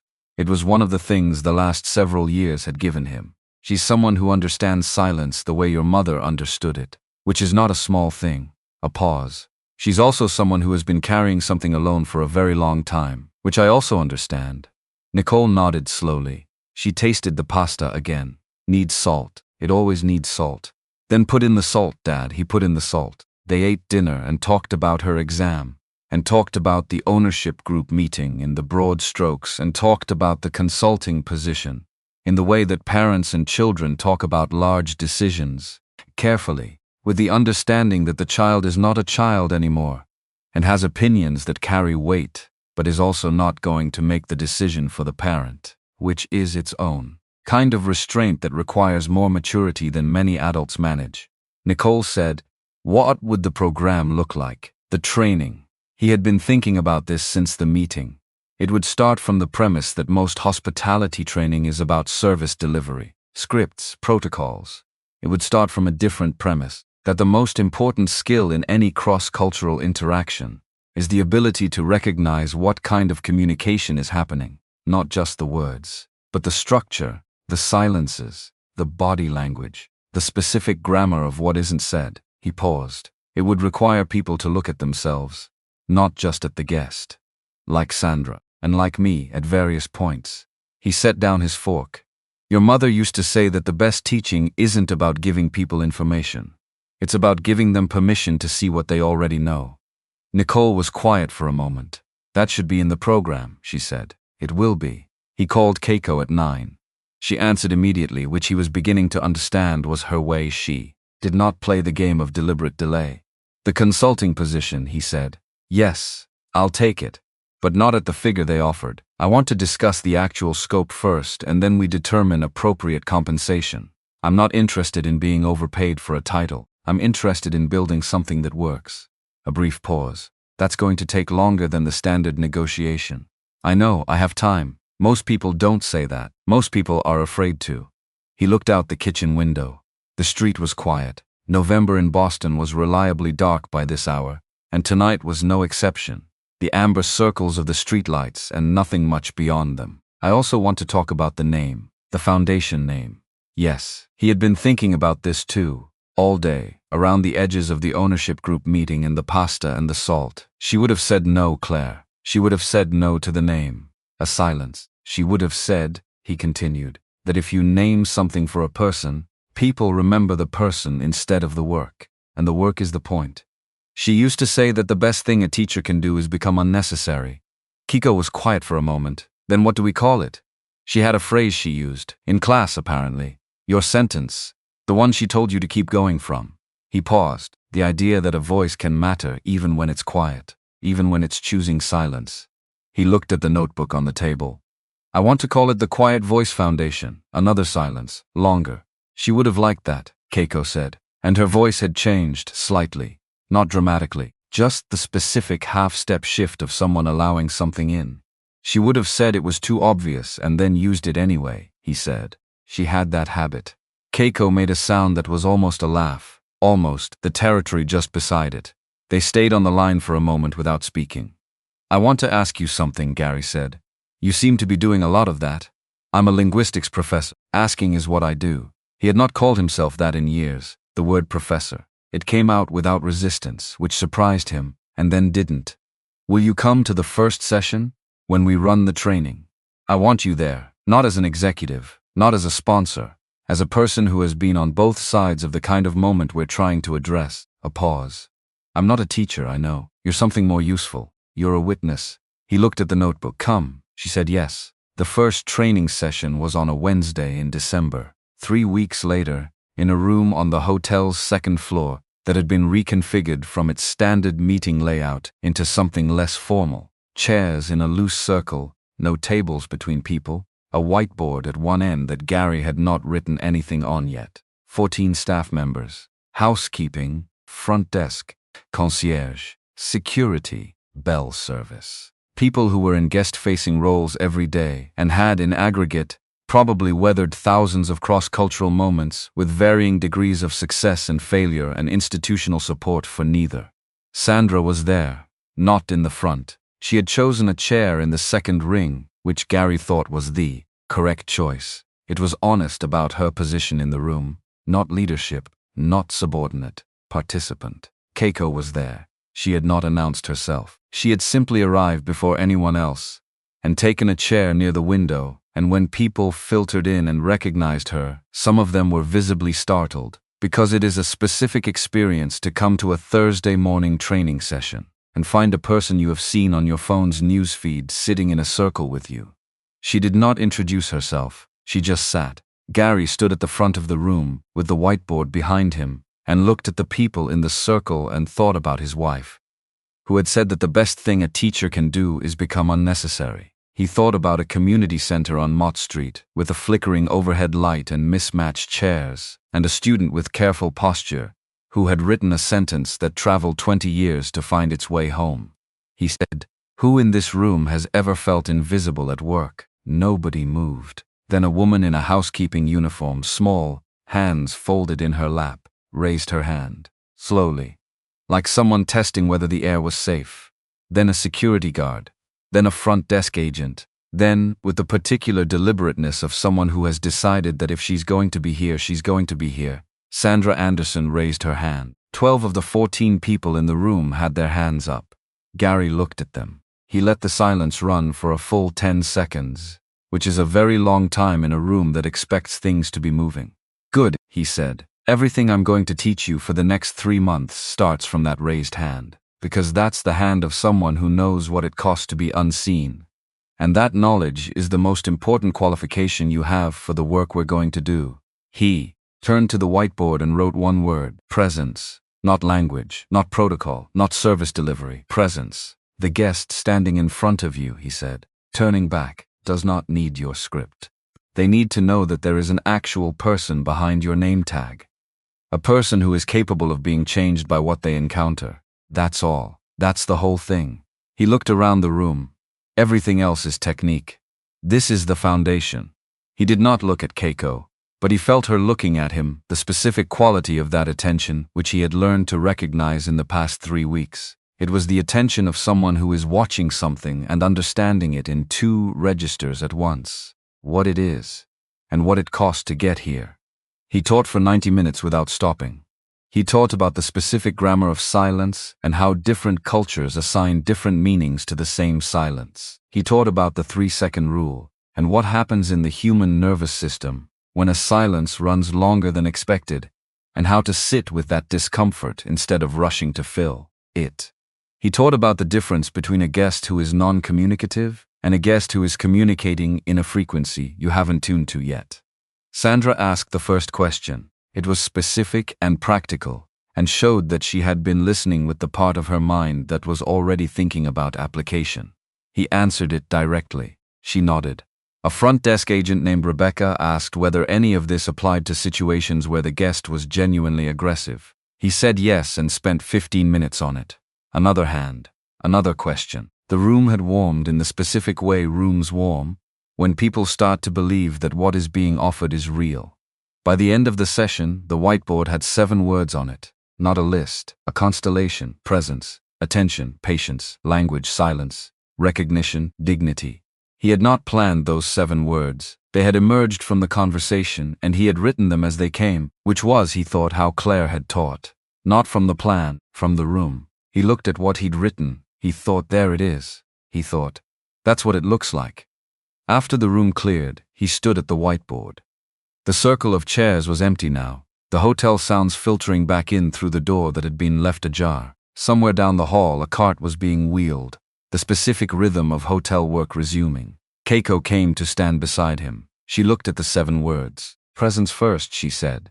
Always. He had not erased the board yet. He was not ready to. She wrote it in the teaching journal. Not those words, but the same idea, that you have to show up as an actual person before any technique is worth anything. Keiko was quiet for a moment. The woman who raised her hand first. Housekeeping. Her name is Donna. She's been working here for 12 years? 11. She told me before the session started. 11 years, Keiko said, and that was the first time someone asked whether she felt visible. He looked at the 7 words. That's what the program is for. Keiko turned from the whiteboard. She walked to the window, which looked out onto the interior courtyard.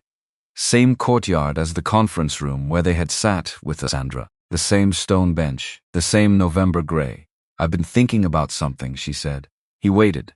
The summit, the evaluation I came here to do. She kept her eyes on the courtyard. I'm going to recommend this hotel, not because of what happened in the lobby, not as a reward for the training program, because the hotel's ownership group has demonstrated, in the last 3 weeks, the specific institutional behavior I most want in a venue. They saw something they were doing wrong and they changed what they were doing. She paused. That's rarer than it should be. Sandra had something to do with that. Sandra had everything to do with it. Keiko turned from the window. She went to the ownership group herself, the day after our meeting. I didn't know this until yesterday. She presented a full proposal for the training program and recommended they fund it. She advocated for your consulting contract. A pause. She also submitted a formal addendum to your conduct review, stating that the deviation from protocol was not only appropriate, but should be incorporated as a model for staff behavior in cross-cultural situations. Gary stood with this for a moment. He thought about the Atlanta manager who had told Sandra she didn't quite fit the brand's image. He thought about the 23 years she had spent becoming the brand. He thought about a person who had done the wrong thing in a lobby, and then, when given the room to see it clearly, had turned around and done approximately 7 difficult and correct things in rapid succession. She's going to be good at this, he said. I know. Keiko sounded slightly surprised by this, in the way of someone whose prediction has been confirmed in a way that still manages to be surprising. People who have carried something difficult for a long time sometimes know exactly what to do with it when they're finally shown the door. The Quiet Voice Foundation was formally established on the 14th of December, a Tuesday, which was not a significant date in any ceremonial sense, which was exactly right. Important things should not require significant dates. Important things should be able to happen on an ordinary Tuesday in December when the light outside is low and gray, and the harbor is doing its cold winter thing and the city is, just the city, going on. The launch event was held in a meeting room at the hotel, not the grand ballroom, not a rented space with a catering menu. The same second-floor room where the first training session had happened. The chairs were set up in rows instead of a circle, to fit the 60 people who had been invited, which was not a large number for a foundation launch but was exactly the right number for this one. Gary stood at the front. He had not worn a suit, he had considered it. He owned one, it fit, it was the Georgetown suit. The presentation suit, the person with a platform suit. He had taken it out of the closet and looked at it for a long time. He had put it back. He wore the same dark jeans and the same presentable, without trying too hard collared shirt. He was not trying to be the Georgetown professor. He was not trying to be the Caldwell grand janitor. He was trying to be the person who existed between those two things, who had learned something from both, who was still, at 54, in the process of figuring out what that person's full dimensions were. Nicole was in the front row. She had worn a dress, which she did approximately 3 times a year, and her hair was up, and she was sitting with her hands in her lap, and watching him with the expression she sometimes had when she was trying to memorize something. Keiko was in the 4th row. She had not wanted to be on the stage or at the front or in any position that would frame the event as being about her. Gary had agreed with this immediately. She sat in the 4th row in a dark blazer and her characteristic stillness, and nobody in the room was unaware that she was there. Sandra was in the middle of the room. She had come alone. Gary looked out at them. All of them. The people from the training sessions and the hotel ownership group, and the few journalists who had been invited not to cover the event spectacularly but to understand it accurately. The colleagues from the Community Language Center where Claire had taught who had come because someone had called them and told them what was being built and why. He did not have notes, he said. My wife taught English to people learning how to live in a new country. She did it in a room with a flickering light and mismatched chairs and no budget for proper materials. And she did it because she believed that the most important thing a language could do was make a person feel less alone in a room. He paused. She was right about that. She was right about most things, which I am only now, at a sufficient distance, able to admit without reservation. A small sound from the room. The specific sound of recognition. The foundation is named for something she said. Not something famous, not a thesis statement. Just the sentence she gave to a student in 2003 who needed to hear it. He looked at the 4th row. He looked at Keiko, who was looking back at him, with the stillness that he had learned, over the past 3 weeks, to read with some precision. Your voice matters, even when it's quiet. He paused. That student became someone who made a silence that changed every room she walked into. My wife knew that would happen. She just didn't know how. Nicole in the front row had her jaw set in the way she held it when she was not going to cry in public, which he respected. The Quiet Voice Foundation is going to build training programs for people who work in guest-facing industries. It's going to take seriously the idea that cross-cultural communication is not a compliance matter. It's not a brand risk to be managed. It's a human encounter to be navigated with actual skill and actual care.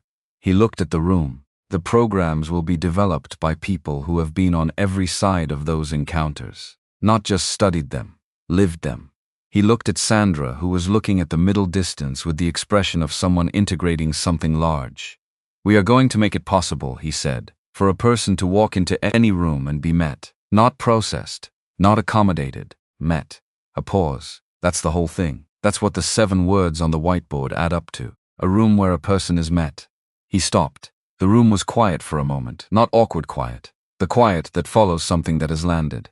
Then someone started clapping. Nicole, 1 second ahead of everyone else. Because she was 19 and constitutionally incapable of waiting for the room to decide what the right response was. The applause came after her, genuine, not performative. The specific sound of a room that has understood something and wants to say so. He stood in it for a moment. He thought about the squeak-wheeled cart. He thought about the Patterson name tag. He thought about 42 seconds of lobby footage, and the specific quality of Keiko's expression when she had heard Japanese in a place she hadn't expected it. He thought about a composition notebook with a floral cover, and the November 2003 entry, and the sentence "keep going" written in Claire's handwriting with the heavier press on the first letter of each word. He thought, okay. He thought, here we go. After, in the corridor outside the meeting room, the 60 people redistributing themselves toward coffee and conversation and the specific social mechanics of an event that has ended but not quite let go yet. Gary stood near the window at the end of the hall. The window looked out onto the street. Boston was doing its December thing, cold and specific and entirely indifferent to the interior dramas of the humans navigating it. Nicole appeared beside him with 2 cups of coffee, paper cups from the event's service table. How do you feel, she said. He thought about it. He had a policy inherited from Claire of not answering that question with a reflex. Like something started, he said. Not finished, started. Good start? He looked at the street. A couple was walking a dog. A cab was stopped at the light. An elderly man was crossing slowly with a grocery bag. The city, going on, entirely unconcerned with what had just happened in a second-floor meeting room 100 feet away. Yes, he said. Good start. Keiko materialized on his other side. She was holding nothing. She had declined the coffee, which was consistent with what he had learned about her preferences in the past 3 weeks. She had strong opinions about coffee, and the event's service table had not met them.